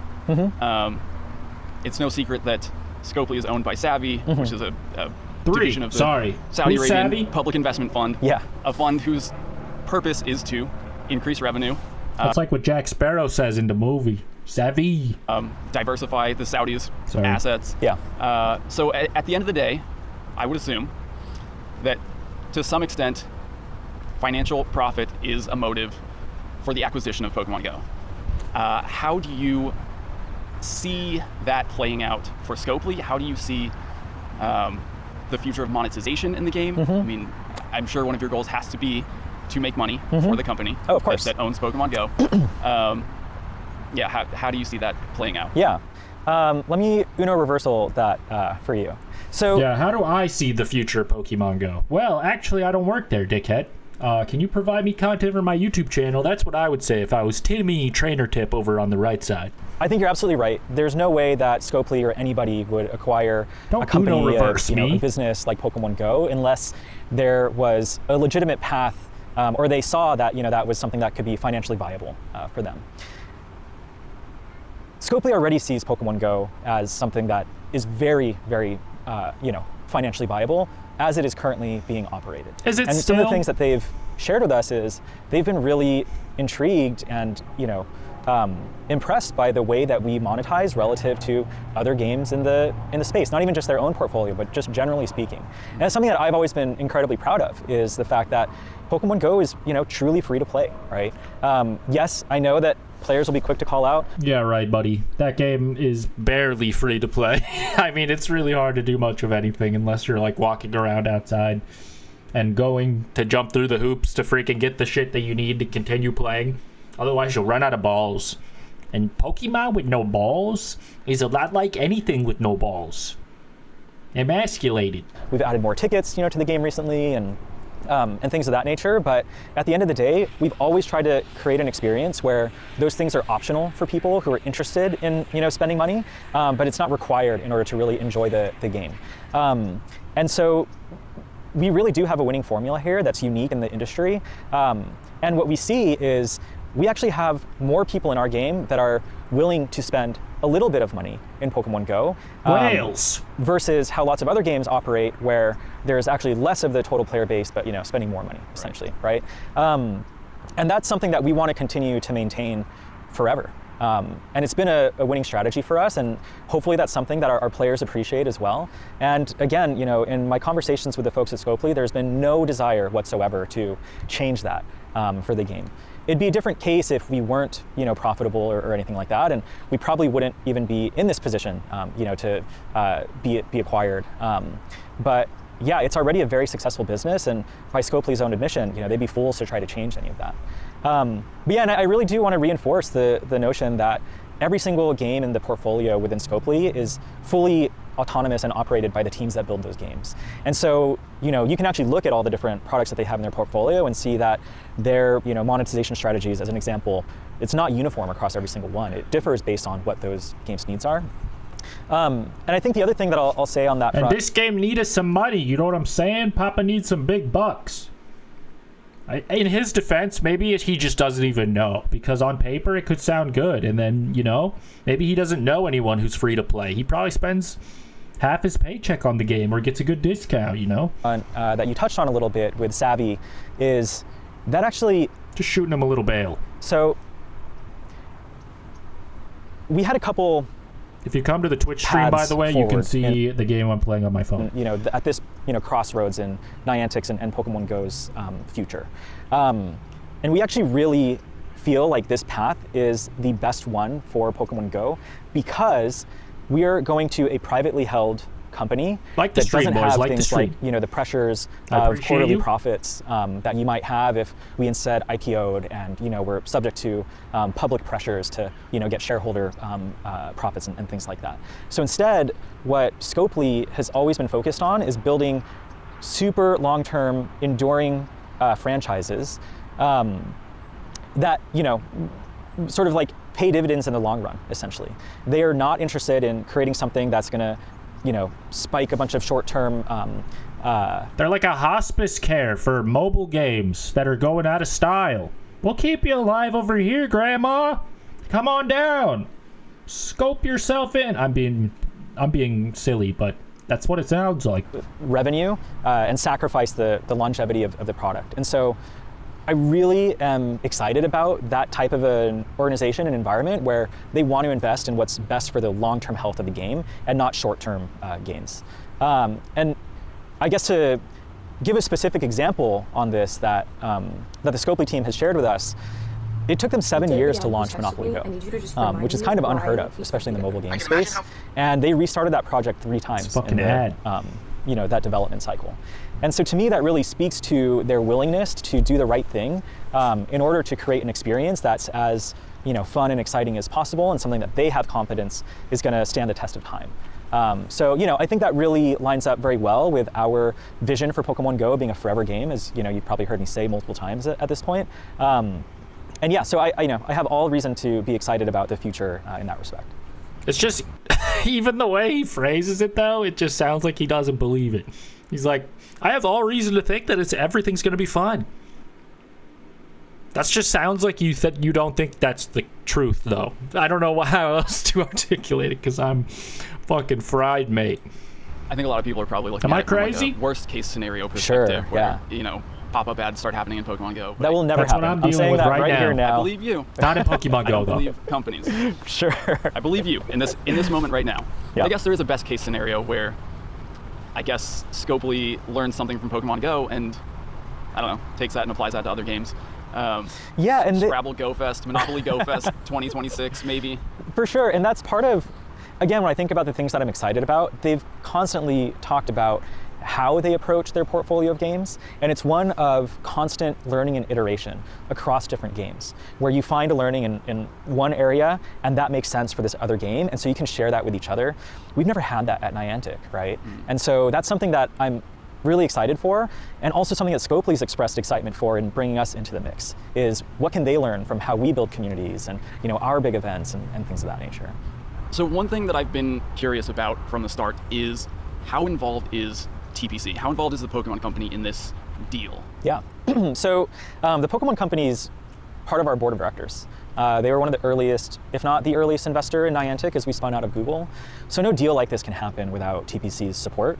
And in terms of how involved they are in Pokemon Go, I have, way more regular meetings with them than my wife would probably, be excited to admit. It goes on, late into the night because they're out in, Japan, obviously. So we work very closely with them day to day on literally everything that happens in the game. There's nothing that goes live to players that we don't agree on and get aligned on with the Pokemon Company. Okay. So that'll continue. That'll continue. I have always wanted to ask, how involved is the Pokemon Company in the day-to-day? In the way that, John Hanke, not necessarily super involved. The TPC team, how involved are they in event planning and what gets to be released in Pokemon Go? Yeah, so the Pokemon Company owns the Pokemon IP, right? And, we license that from them. Which means that ultimately, especially when it comes to anything that you might say is brand related, they have sort of approval rights on all those things. So literally everything that we're building, whether it's a new feature or a live op or all the things that we try to do at GoFest, we work hand in hand with TPC on building those experiences. In terms of how that actually operates, all of the early concepts start within our team, but after those early concepts are created, we mold those over time in collaboration with TPC. And a lot of times they have great insights that make our ideas a lot better than they originally were. And I think we also balance each other out very well as a company that might have more of a history of being a little bit more conservative and whatnot versus a company like ours that's always really trying to push the boundary, maybe a little too aggressively. So we usually find a nice middle ground that I think players have had the benefit of enjoying. Yeah. The question I wanted to ask earlier was, with Wayfarer moving to Scopely along with Pokemon Go, is Niantic still going to be getting geospatial data from the Pokemon Go team? Are they still using the data that we as players create to build their platform? Yes, so as a part of this agreement, anything that players still scan or submit through the Wayfarer program or otherwise, that data does still get shared back to the Niantic Spatial organization, but all that data is still fully encrypted and protected in all the ways that we have been doing it up until now, which is honestly best in class. Contrary to popular belief, we don't store any player data beyond what's needed to actually operate the game. All data is fully anonymized, and everything is stored on US-based servers.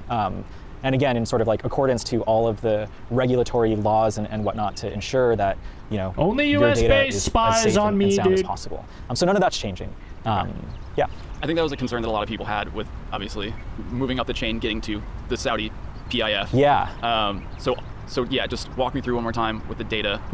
That's all going to stay. That all stays in the U.S. It never leaves the country, and it's not something that ever gets shared up with Savvy or otherwise. In fact, Scopely itself is sort of like wholly owned and operated, sort of independently as well. So there's like enough layers of separation there that you can trust that all of your data stays within the the servers in the United States. And also, like I mentioned, we actually scrub all that data and get rid of it after it's no longer needed to run the game. What up, Jack? Okay. As far as the data that we as players have provided, am a big fan in of terms poetry. of mapping the world, which is one of Niantic's goals, I guess. There were some things about maybe building a map for war robots to use. Some interesting. I hadn't seen that one. Okay, well, I've definitely heard that one. We don't have to talk about necessarily what the mapping and the data is going to be used for, but I do want to know from you personally, are you, as far as are you comfortable with what Niantic uses our player data to build? Yeah, I'm fully comfortable with that. I mean, to me, it all goes back to, like you said, going up the layers, right? John Hanke at the head of that organization. I've always found John to be almost like too much of a Boy Scout. You know, I still remember when I was interviewing at Niantic, I did a bunch of research on, you know, who he is as a CEO, and it was really just like, wow, this is too much of a Boy Scout for me as you can get on any executive at any company. And since working at Niantic for the past 8 years, is this politics? I've just seen him show up. The politics of Pokemon Go, I suppose. This is he's Mr. Niantic. He's representing Niantic, and he's explaining why he sold out to the big Scopely Corporation for the better future of Pokemon Go. The day and make allegedly what I would consider speaking to be the like ethically right decision. Even sometimes I'm also running a smoothie stand over here. What could be, you know, a better like business outcome for us. So yeah, there's frankly nobody that I would trust more with that type of data than someone like John. Okay. I believe you to an extent.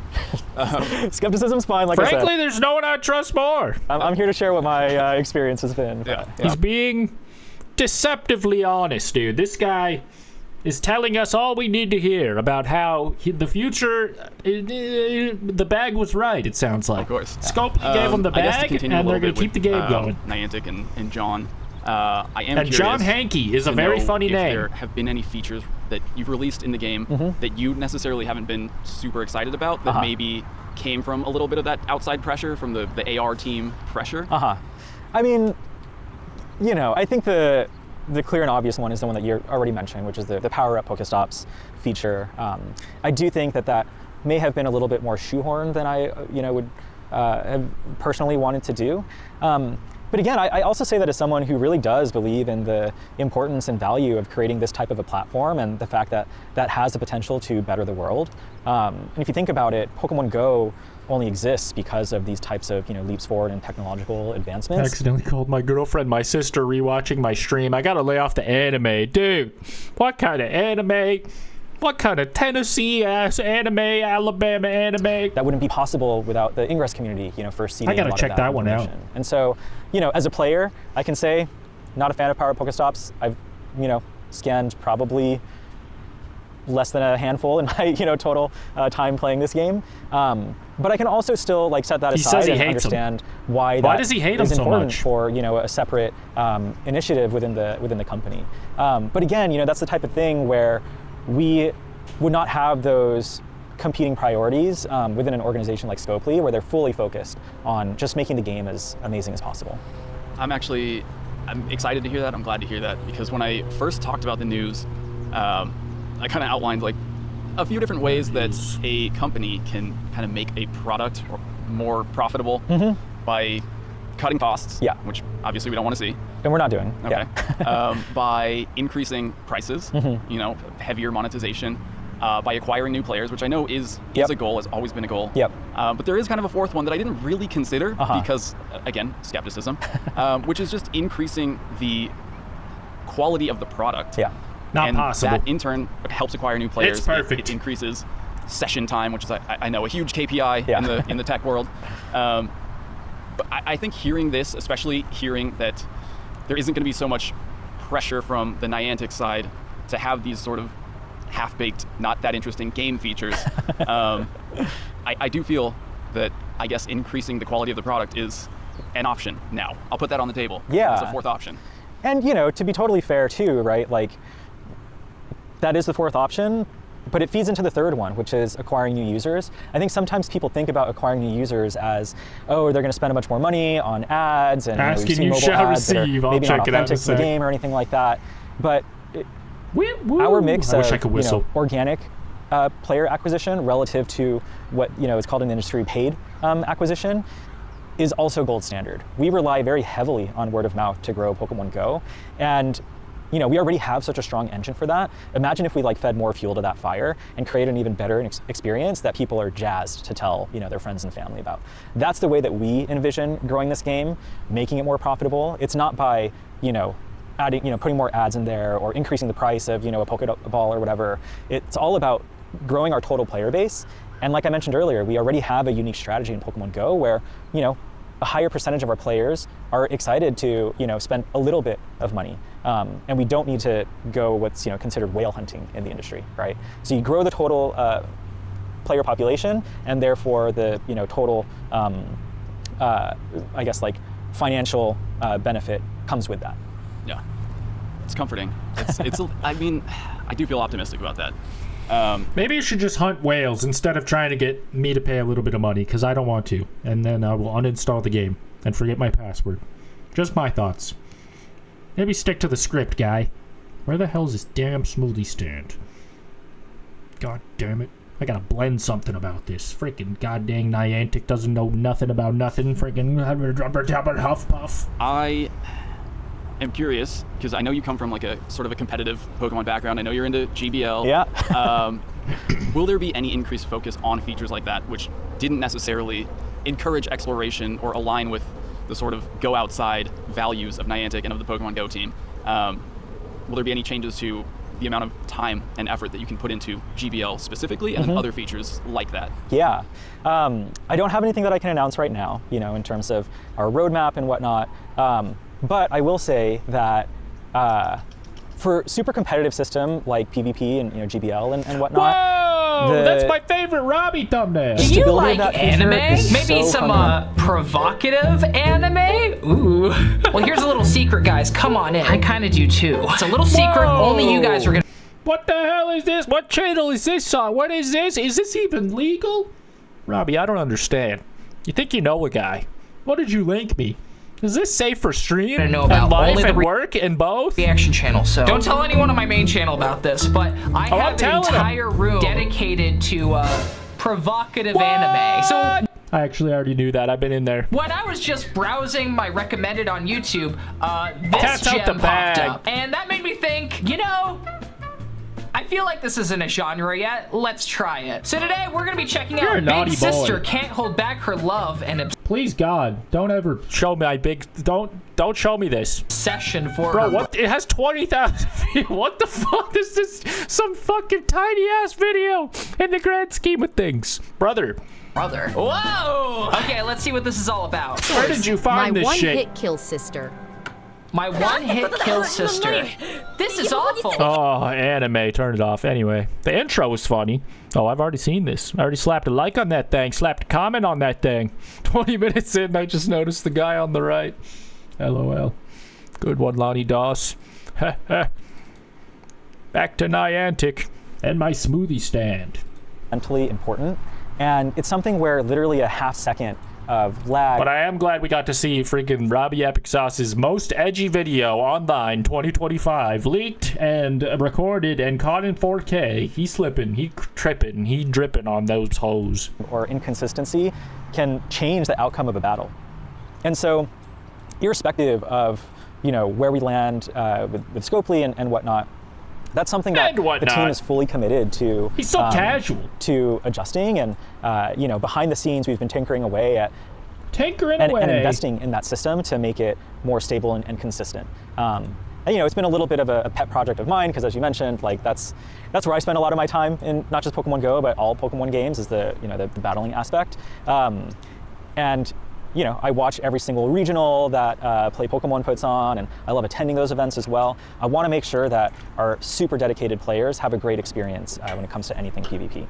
So, again, that's not to say that this is different because of the Scopely acquisition, but that's the type of decision that we want to keep making as a team that's going to continue to be empowered, within Scopely.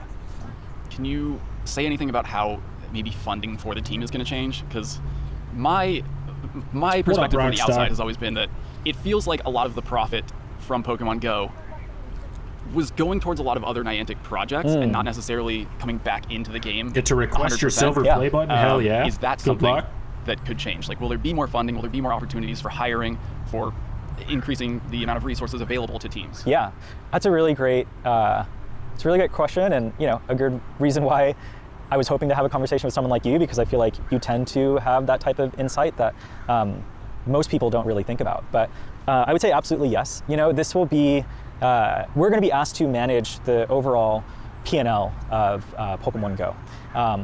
And that means that we get to make the decisions on, hey, can we afford to invest more in this area, and what's the growth that we expect to come out of that? So, I think that's for better or for worse, right? If it's like, oh, actually, the game is tanking, we need to figure that out. What are we going to do to, make sure that this stays within the healthy margins that it needs to be? But so far, in the almost 9 years that the game's been out, This is hard. it's been a very healthy and profitable product for us. And now, as our own team, we'll be able to, I think anyways, continue to invest more heavily there. And yeah, that's one way that we see to making the game even better than before. Okay, I have a question that has come up. I'm sure I probably can guess the answer, but a lot of people have hoped, maybe, that remote raids would come back in a truly unlimited form as a great way to make a ton of money for Pokemon Go and for Scopely. What are the odds of the remote raid pass limit being lifted? I figured you might ask a question like that, you know? It's for them. It's not for me, it's for them. That's probably one of the more common things I see online as well. Definitely nothing to announce at this time on that front. But what I will emphasize is, and I hope players can also appreciate this, even if it might come with, you know, some frustration on their side as well. But like I said, we do want to bring that mission forward with us at Scopely, of getting people outside and exploring and, you know, fostering these in-person, you know, social experiences. And so if you're thinking that Pokemon Go moving to Scopely all of a sudden means that, you know, you're going to be able to get the full Pokemon Go experience from your couch, that's not going to happen, you know, and that's not what makes this game special. But yeah, I don't have any specifics to share on the remote raiding piece, but I just wanted to, you know, emphasize that the parts in my mind that keep this game and this community as like vibrant and special as possible are the things that we want to lean into and, you know, make even better. So yeah. Yeah, I mean, this kind of relates to the last two questions in terms of building community, bringing people together. You've always been part of the live events team. How do you see that changing or improving as far as like funding maybe for live events? I know that you've said the Go Fests this summer are going on as normal. Yep. Do you think we'll see an increase in live events, a change to live events in any way? What do you have for us on the future of that? Yeah, I think to be determined on specifics there, but at the base level, they're not gonna, you know, go down by even a millimeter. So I would say you can expect either the exact same amount of investment or more. Wild banana. And you know, if I were a betting man, I would say, you know, even more investment there, because like I mentioned, that's one of the two areas that Scopely has told me time and time again that they've been really excited about with Pokemon Go. You know, it's like how incredible of a community we've been able to build, and also how fascinating our live events have been as sort of this, you know, almost industry unicorn. I mean, I think we've kind of gone over this, but maybe you can just kind of summarize what are Scopely's short-term and long-term goals with Pokemon Go? Yeah, I think short-term, it's all about continuity again. You know, like we're on a roll. The game, you know, you always see players putting their own theories and hypotheses out there that like, oh my gosh, like Pokemon Go is going downhill or whatever. TGIF. Right? By the numbers, we've been growing over the past several years, and you know, it's something that we want to continue Fridays, like thank snowball, goodness. Especially building into next year, 2026, which is going to be our 10-year anniversary. So that's going to be a huge moment and a huge opportunity for us. And short term, Scopely just wants to make sure that we have all the continuity needed, that we're going to minimize thrash on the team. You know, as you can imagine, even with the whole team coming along, there's going to be lots of distractions and, you know, things that could make it more difficult to get your regular day-to-day work done, right? It's like we're literally changing, you know, access to documents and, you know, moving over to Scopely's, I don't even know if they use Slack actually, like, you know, how are we gonna manage like those types of day-to-day things? Get a Discord, nerd. Short-term really focus on all of the continuity there to make sure that the team in 2025 can continue to execute on our plans without skipping a beat. But long-term, you know, it's as I mentioned, it's all about growing the player base. I don't know if people use Slack. I'm just unemployed. That's Scopely's strategy, is to have a portfolio of what they call extreme durable games. And I think, you know, if you actually look at the existing Scopely portfolio of games, what I find really interesting is so many of those are games that have been thriving for many, many years themselves. And that's rare, you know. There are lots of games, especially in the mobile space, that can be a blip, and then, you know, a couple years later they disappear. That's not the case with many of Scopely's products in their portfolio, and I'm stoked to add Pokemon Go to that list of these long-term, enduring franchises. Yeah, I hope so. Forever game. Yeah. Okay, here's an interesting one. I don't know if you can answer it, but I'm going to ask anyway. Are there any features that you or the design team as a whole has wanted to implement that maybe Niantic has shut down? Or you don't have to get into specifics, but have there been any ideas that you've had that didn't pan out under Niantic that you feel like you could maybe take another stab at under new management? Yeah, I mean, we actually have a huge backlog of ideas that have, not hit the very front of our prioritization list for one reason or another. I think an exercise that we'll definitely be doing over the coming months and years is looking at that backlog, seeing if there's anything that now makes sense. Also thinking of new ideas that we'd never even considered in the past to see if that would be what would be most impactful for the game. But again, it will all be about like how are we going to drive impact for Pokemon Go, and I'm really excited for that level of focus for our team. Okay. Oh, I got a good one. A really good one. And I'm Go sorry team! that I didn't ask this earlier. Will there be any changes to communication? The way that the Pokemon Go team communicates with the community, the way that the community is able to communicate with the Pokemon Go team? Will we get more clear messaging about things that are going on in the game? Will we have better avenues of addressing concerns? I know that, we as content creators get to share feedback. I don't always feel like that feedback has gone anywhere beyond the message that I sent. Yeah. So will that change at all? Yeah, so the current open channels of communication that we have to creators, to community ambassadors, and then also, the feedback that we get through social media or through our help center, none of that is changing. I will say that, as Scopely has mentioned multiple times, that community is so important to them. I would have to imagine that if anything, we want to try to expand on the different programs that we have to officially support community members. But it's a little too early to tell what specifically is going to happen there. But at the very least, there's going to be no reduction in those lines of communication. So you can think of it as like if there is anything, it's potential for upside. Cool. I know there's been a lot of expansion with the community ambassador program over the last couple of years, which has been amazing. Yeah. Is Campfire also? Yes. Campfire's going too. Campfire's coming as well. Okay.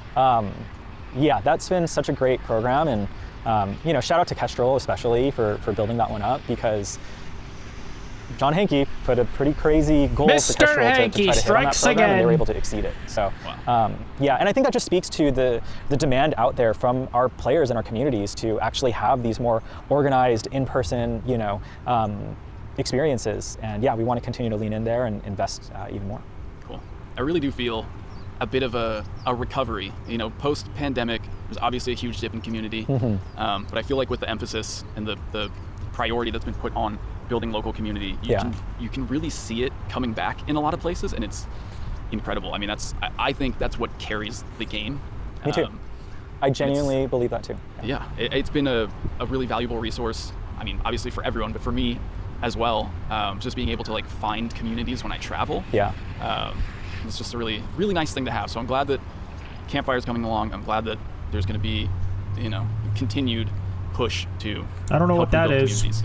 Yeah. I mean, if you look at the healthiest Pokemon Go communities, there's always some kind of central leadership. There's someone or some group of people who are really invested in bringing people together. Yeah. And I mean, that's what the game's always been about. Yeah. And that's what it's best at, I think. I think so too. Awesome. I think we've covered just about everything. There's a lot of questions here, but I think we've done okay. Hell yeah, dude. Shout out Trainer Tips. This was a freaking interesting video. Freaking Pokemon Go still going strong, it sounds like, although Scopely, the future, who knows, dude. Could go either way. It sounds like a little bit as well. Maybe I'll freaking try the game out again at some point. We'll freaking see.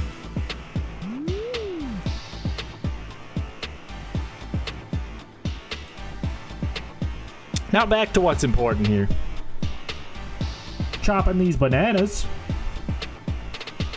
Did I just get so hypnotized chopping up these fruits? That was kind of chill though. Maybe I should react to more podcasts like that. That I don't have to say as much.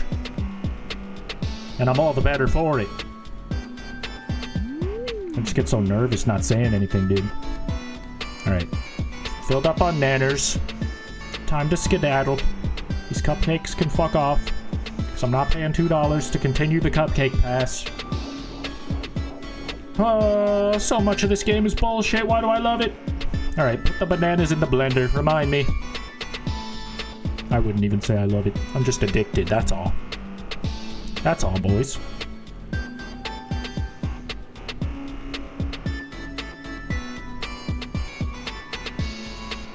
That's all.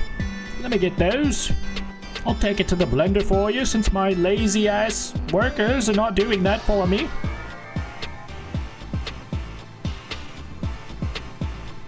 This music's so serious. I keep forgetting it's not coming from the game. Bum, bum. That's what I be listening to in my headphones. Working at the smoothie factory. Clocking in. Clocking in at the nonsensical content factory. Here to sock it to ya and suck it to ya. And put her there, pal. Yes, yes. Back to work. Now that you have a place to live. This fucking bee bastard will not stop following me around. I don't want to hear your offer. No solicitations. You bumble bastard. Alright. Alright.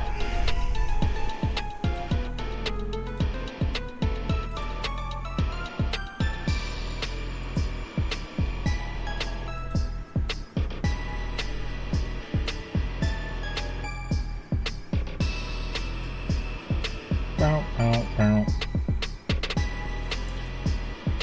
Bow, bow, bow. Small boil, big doyle. You know what it is. You know what it do.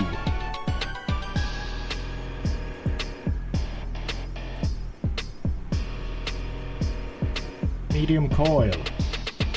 You're goddamn right.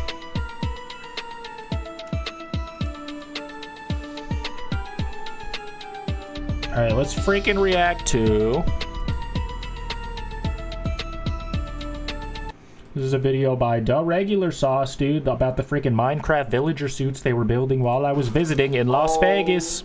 I don't know his opinion on reacting, but hopefully I'll freaking just never get caught. Look how cool these were, though. He let me wear one a couple times. It was a little panic-inducing and claustrophobic-inducing, but it was sick and fun. 10 out of 10. With the Minecraft movie right around the corner, I was approached by Socks IRL to build out some villager costumes for a real-life Minecraft project of his. Despite my crippling FNAF addiction, the first full costume I ever made... That's true. That guy loves FNAF. I've actually never seen someone who loves Five Nights at Freddy's more than The Regular Sauce. Atreyu is his name. Was actually Steve. So without a question, I was immediately on board. To start off, I had to create a scale 3D model I could base the patterns on. In the Minecraft canon, each pixel is about 6.25 centimeters. And while it would have been cool to make them exact, they would have been much larger than we could fit a person inside. So I ended up changing that pixel measurement to about 5 centimeters per pixel. I edited that. Oh, you did? Hell yeah. Shout out Mikeymonst for these dope edits. Some slight edits were made to the game model, so they're not 100% accurate pixel-wise. I had to extend the torso down a bit to fully cover the human underneath, as well as adding defined feet instead of the game-accurate subs. So whoever's inside doesn't risk falling and breaking all their bones. Once the model was complete, I had to start assembling a small team to help out. The turnaround for these guys was about 2 weeks, and with the space I have to build, I definitely couldn't have done it on my own. I began drafting out some paper patterns of each of the villagers' faces, and then I traced and cut all of them out of foam. I chose a higher density EVA foam for this build, which allowed for stronger structure and more support. Listen, I don't love feet. I just got excited to announce it to everyone. Less sturdy would have had problems with collapsing in on itself, completely ruining the blocky look. After the pieces were cut, it was time to glue everything together. My go-to for this is contact cement. In my experience, it's been the best glue for any foam-related projects. It's not as heat-sensitive as hot glue, and it's far more tacky. Just make sure you use it in a well-ventilated area. It's got some pretty deadly fumes. And also make sure to wear gloves and a respirator. Let me get a sniff. I know I'm not doing either of those things, but that's because I'm stupid. While gluing, our supervisor stopped by to make sure we stayed on track. And with her help, the bodies came together without any problems. After a very serious test fitting, it was arms time. Eagle-eyed viewers might notice we're no longer in my tiny apartment, and that's because Robbie Epic Sauce generously let us borrow his craft corner for the majority of this project. Socks requested the costumes have some ability to hold items, so I got some high-strength magnets and glued them to the center where the hands would be. I had considered using Velcro, but the magnets proved to be the best since you can't tell they're there at all. After making Dude, imagine just whipping this up real quick. You're like, I need a villager costume. I would go check the nearest Spirit Halloween, and it's goddamn April, so the nearest Spirit Halloween is probably a few months out. There is a year-round Halloween store in Minnesota that I do know. I know a place is basically what I'm saying. I'm gonna gatekeep it a little bit. I don't want you guys to know where the sauce is, the regular sauce, what would you call abnormal sauce? A little extraordinary sauce. We love toes around here. See, that's Mike's thing. That's not like a me thing. That's just him. That's his thing. Arms. I swiftly remembered that the torsos in fact do not have armholes. So we cut armholes. We did a quick test fit, and while the costumes are looking a little bit ghostly, the essence of Dude, when I had it on, I dropped my AirPod immediately and it fell into my boot. So it was a little extra panic-inducing that time. Is starting to appear. Did you hear that? He's learning. For the feet, I glued together the leg pieces and then slapped some Crocs in there so they could be wearable, comfortable, and fashionable. This is now the point where we completed the general foam work on all 3 of the suits. From here, we started splitting the workload between the fabric and the skin effect. I specifically chose fabric with a woven burlap type texture for the normal villagers. For the Wandering Trader, I wanted to lean more into the illusion of higher quality textiles. To me at least, it seems like he lives a more extravagant lifestyle than the rest of the certificates. Hell now yeah. the fun and games end, He's swagged because out. after the clothes were sewn together, we began what I like to call the skin odyssey. We began prepping the parts so it would be exposed skin by heat treating them to open up the pores for a better skin texture. I decided latex rubber would be the cleanest look, so I put it in a spray gun and went to work. Beautiful. Oh, yes. That turned out not to be the best choice. It was gummy and left drips, and generally it just wasn't great. That's okay. How about we try sponging it on? This worked alright, but it ended up taking way too long and it wasn't very smooth. And finally, we tried a paint roller. This went great. It was just textured enough to emulate skin, but smooth enough that it looked like one consistent piece. But you know what? I don't like the way this guy's looking at me. I like the way he's looking at me. So I wasn't happy with the latex effects in the end, so we just ripped all of it off. It was a bit frustrating since we lost a full day applying and sanding it, but you live and you learn. To be clear, it wasn't looking good completely due to human error. This particular brand of latex is really good, and I've had great experiences with it in the past, but this time I was rushing and the layers didn't dry properly, causing some really ugly modeling and clumping all over the place. So we did what we probably should have done in the first place and started anew with Plastidip, with some occasional stippling between layers to get that skin effect I wanted. Oh yes, the old Ed Gein effect. More skin. Add more skin. Never enough skin. My lampshade needs more skin. My phone case? Skin. Initially everything went smoothly. We did run into a small problem with one of the heads. Tearing the latex off created some extra rough patches, but with a passive light sanding and some fillers I fixed it right up. It's painting time.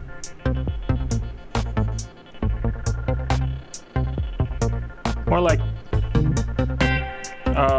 just paint. I blasted all the skin parts with a white base coat, and then from there I began layering on the beige and peach colors. Oh yes.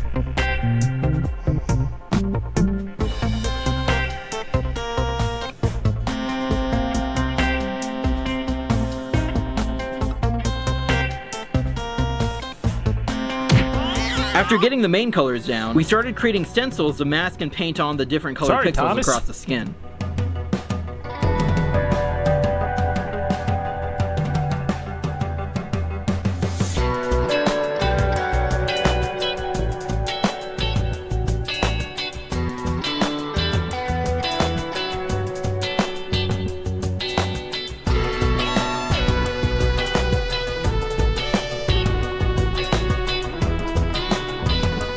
Next, I went over all the edges of the dark areas with a light dusting of brown to make everything look a little more skin-like. Meanwhile, the girls were making the feet. Check out this epic foot-making montage. We can cut that, I don't think I want it in the final. I picked out a really nice square-textured cotton for the pants and a faux leather for the shoes. After the bulk of the sewing was completed on the pants and shoes, we started gluing down all the fabric and rough edges. I made sure to add a little bit of overlap at the bottom of the shoes so I could attach the rubber soles I cut out. The final big piece for the villagers was the farmer hat. The base was constructed from foam, and initially the brim was going to be made from the same, but we ended up going with foam board instead. It was thinner and it held its shape a lot better. I was envisioning something a little bit worn for the texture of the hat. This involved a very tedious process of carefully weaving strips of fabric together all over the base of the frame. But the hat turned out so good, dude.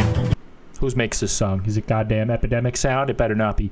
I'm not paying for your license, dude. You want to see my license? After some more stencils and a bit of detail work, the hat came out perfect. The girl started on fabric work for the Wandering Trader. Because of the different cube shapes present across the trader's head, this part proved to be the most difficult to sew together.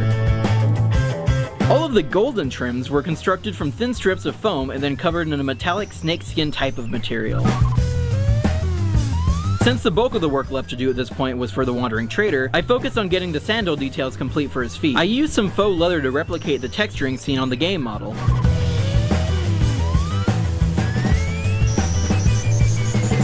We then assembled the wandering trader's body, sewing the lower leg area onto the upper torso piece.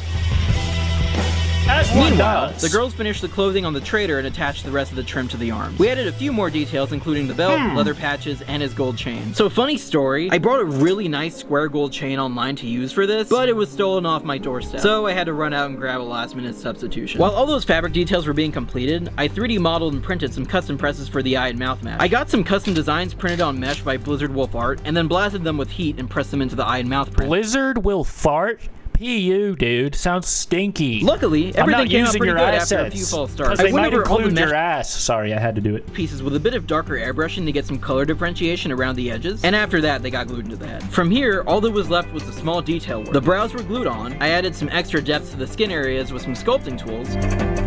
Oh, yes. And then the noses were attached. After about a week of work, with the bulk of it being done in about 5 days, the villagers were freed.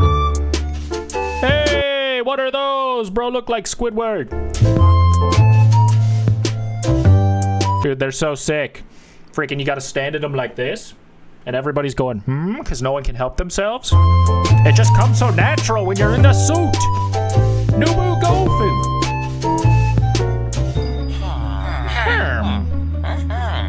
And now they've been sent off to their loving forever home with socks. The Minecraft villagers, they're here in this very box. I guess this is the famous guy who like commissioned a trade to make them, pretty much. I never heard of him until then, but shout out him. Socks. IRL. We're gonna have to put these on. Oh, welcome, by the way, to our underground mining facility. But nothing is as cool as the villager. Yes, I am so excited. This is so cool. Most people buy fancy cars or gamble their money away, which I approve. That's you what put I so do. many layers of foam, so they should be completely untouched. Torso and legs. Ooh. Can I touch it? It feels weird to touch it. Oh, it's the villager, like legs. Is this his legs or wait? No, that's his body. Oh, these are the legs. Yo, I'm sorry, I had to see the head. You watch the Pokimane podcast, pretty fire. I don't freaking even know. I feel like she's the kind of woman who has like 5 podcasts, so I don't know. Oh, shout out her though. My goodness.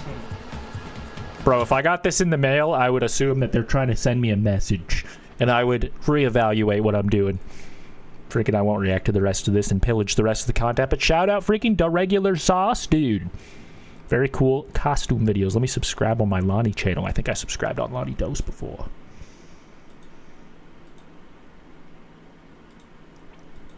Cool guy. Cool fellas. Him and Izzy, the dream team. Is there anything else I wanted to watch at 10:39 p.m. on a Thursday?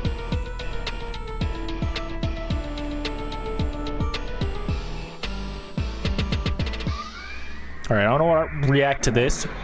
Seems freaking relevant. We played Brawl Stars earlier today. Ooh, I have a lot of tabs open that are redundant. Hello.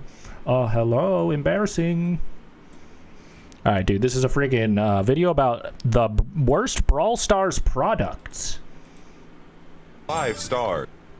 It's by Mythic BS. I'm assuming this guy just makes Brawl Stars videos, but he bought like some Temu shit with Brawl Stars on it. Let's see what it is. A Switch gamepad, joysticks that attach to your phone, whatever this is. These are just a few of the awful accessories I buy for Brawl Stars. And I'm going to be testing every product and rating them from 1 to 5 stars. Alright, so the first product we're going to be reviewing for this video are the mobile gaming sticks. I got these off Amazon. I've actually never tried these in all my years of playing on a touch screen. Freaking, I wonder how they work. I think it's just a suction cup that has a little joystick, if you can call it that. It's more like a Switch gamepad one though. About $10. I'm also curious of how I'm gonna put these on my phone. Like, it kind of looks like you can just like peel it off and stick it. I hope not, because that might damage my screen, but I guess we'll have to wait and see. But taking a first look at them, they seem Don't worry to be about your decent warranty. quality. Just go ahead and void that concern and slap it on there. Here's the black one, and I'm gonna feel how it moves around. How does it connect? Is there Bluetooth? Which, to be honest, is what I expected.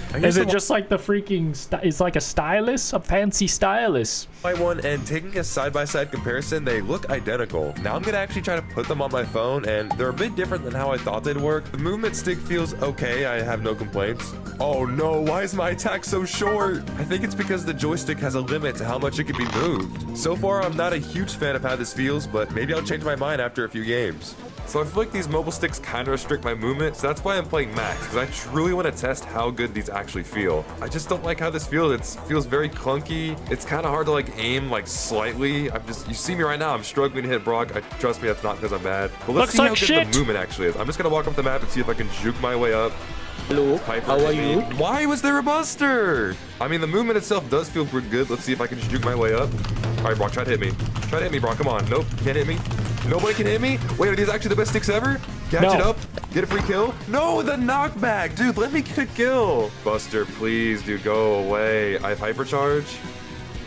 Dash up, kill him, and I'm just gonna keep doing what I can with these. Try a bunch of mobile gaming things from TikTok. I'm down, dude. I just never even think in my brain to like buy something on TikTok for real. It's kind of crazy people do that, huh? Mobile sticks. That is a good idea. It just feels so like cheap, which makes sense. They were $10 on Amazon. The shopping We're now list. even in gems. As long as our teammates don't do anything dumb, which our buzz just did. Okay, this is fine. This is fine. We need 1 gem to reset. We would just need 1 gem to reset. It's fine. It's not a big deal.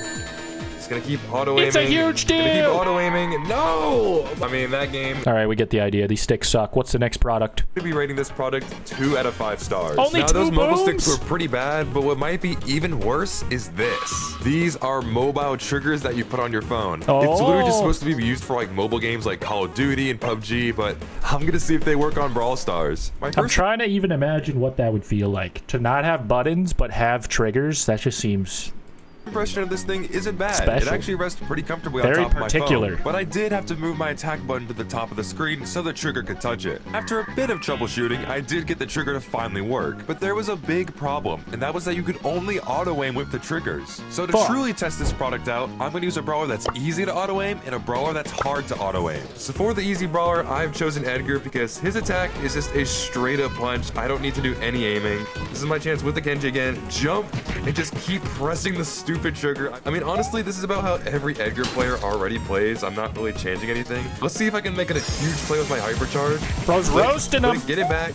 I don't know who Edgar is. Never played that character. I'm just pressing the trigger. Get back here, dude. Why is it not working anymore? There we go. We're so close to winning. We literally need 3 more %. Please. No. Please, please. I don't want to lose to Buzz Lightyear. I mean, I got star player somehow. So for the bad brawler, I've chosen Maisie because she is notoriously bad for auto-aiming. Oh, I can't let this Daryl score. Okay. Walk them back. Get 1 kill. Kill. Did I just team wipe with Maisie? This is where it's going to be really hard because it's completely out in the open. And auto-aiming is just going to be so hard. I somehow get a kill though. Gonna super up. If I keep auto-aiming, eventually I'll probably get a super back. Listen, you're doing great. Unless you're an Edgar player, of course, and just auto-aim, so I'm going to be ranking these Who the a fuck 1 is star. Edgar? But if you thought that product was crazy, next we've got a cooler that you put on your phone. This product was the funniest to me because on the Amazon picture, the hands are literally freezing. I hope that doesn't Oh my happen to you. god, dude. So it's supposed to be like a thing to cool your phone down. The iPhone do be getting hot sometimes. Not really anymore, but there was some models. I think the 12 that I had last was... It would get pretty hot for doing pretty much nothing. Maybe I hope it does, because that would mean the product works. At least I gotta while admit, gaming. I do kind of like the RGB colors this thing has on the back. And this thing is magnetic, so all I gotta do is pop it on the back of my phone, Isn't that and bad? I'm ready to go. I'm gonna use this thing for 1 game and see You how put a magnet on your phone? Is that bad? cold Chat, my is this phone real? gets. I'm using lube because lube freezes people, and this product is gonna freeze my phone. And I'm gonna freeze this Buzz Lightyear just how this product is freezing my phone. And I'm gonna freeze the Fang. Dude, I don't know why they just all walked right into that. I've already got my hypercharge built up. Are you feeling cold, son? Might have to use it on the student. Nope, we're good. I am going to use it on the Buzz Lightyear though, because I'm sick of Buzz Lightyears all day. I can actually feel my phone getting colder. By the end of this match, my hands might be frozen. And that is the last of the gems we need. All right, we're so close to winning. No! Okay, that might have been a throw on my part. So now I can go up and just freeze people. I can hide in this bush. Not gonna expect me. I added my Freeze the TikToks on Fang. CapCut. Yeah, that would freaking make it heat up for sure. Freeze them. I'm just freezing everyone. I'm gonna Maybe you need a liquid cooler from Temu. Now that the game is over, I'm gonna see how my phone feels. I'm gonna just straight up take this thing off and feel the back of it. And the back of it actually is like freezing. It's very I need one of these when I'm driving in my car because I leave my phone plugged in the whole time and it gets hot doing that. really bad. This product can actually work. So I'm gonna give this But I don't know where the fuck you would plug it in if it's already plugged in. That doesn't make sense. good, but this next one I'm pretty skeptical about, and it's this. I want all of you to take a guess of what this could possibly be. It's a tiny little flying V guitar. This is an auto clicker for phones. Oh. I know. Who in their right mind would buy an auto clicker? You can train your RuneScape with that, I guess. Phones. Not even sure how I'm going to use this for Brawl Stars just yet, but I'll figure something out. Once I turned it on, I saw a small number. This number indicates how many times it'll click per second. So I could click anywhere from 1 time a second Weird. to 99.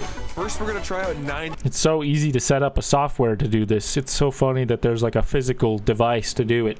Although that could be better, but probably not that much better. 99 clicks. Oh my gosh, look how fast I'm firing. Buy me one for my birthday. Hell yeah, I got you. But it still looks really cool. Okay, Oh that shit, sound my is getting kid. annoying. Okay, now it's time to turn on Clearly, the I need a liquid cooler for my camera. auto clicker.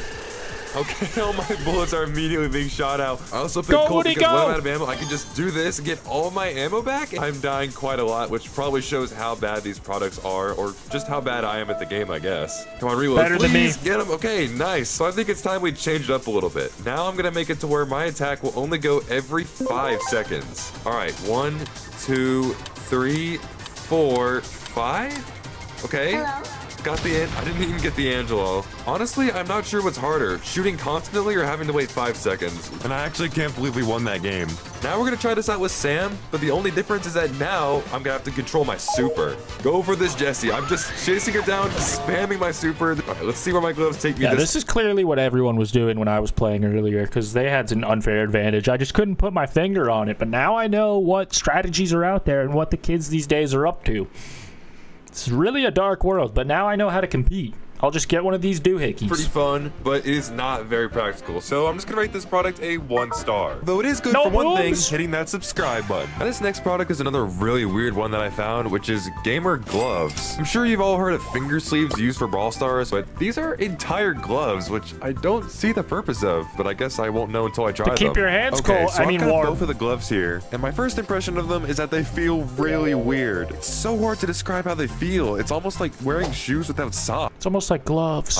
And in my opinion, But with having no entire fangus. gloves are pretty pointless, but maybe they'll have some use. Okay, first game with these gloves, and honestly, my first impression is that these are just straight up not very comfortable. They also kind of restrict my movement, like it's hard for me to move my thumb and my index finger like too far apart from each other. And they've already scored. It's these gloves, dude, I swear. Okay, I know what this buzz is gonna do. It's not Also, gonna you're do it. playing hoops mode in Rocket League, so that it could be your second problem. Exactly what you But the think your gloves for Fortnite sure. is open No maps. swag. Do I even trust my buzz to score Negative this? aura. I guess I'm gonna see how he does. Please, bro. I am sick of. But if it does, it would be pretty interesting. Okay. Oh, this controller. I had I'm one really of these before, like a clamshell. I think it was by the Moga company. I don't know if they're still in business, but they made freaking real iPhone controllers, but one of them looked like this. To see if this thing actually works. After charging it, I turned it on. This looks plugged my fake, though. phone in, and now the big moment: does it work? No way it doesn't. That was actually a pre-recorded clip. But we're still gonna give this product one fair try. I'm just gonna have to hold it like a gamepad, but still use touch controls. And What so the far, fuck? I'm not It doesn't even work? Big Sag. liking how. Sorry you got scammed, bruv. Shout out Mythic, Brawl Stars, or bullshit, if that's what it stands for. Not actually sure, but shouts out either way. All right, boys. I think that's gonna be the end of the stream from me. Thank you for freaking watching the reaction segment and beyond. Appreciate you. Everyone in the YouTube chat and the Twitch chat, have a good night.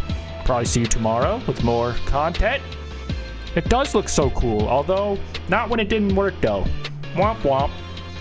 Probably just get one that works next time. That's what I'd recommend. All right, peace out, boys. Have a good one.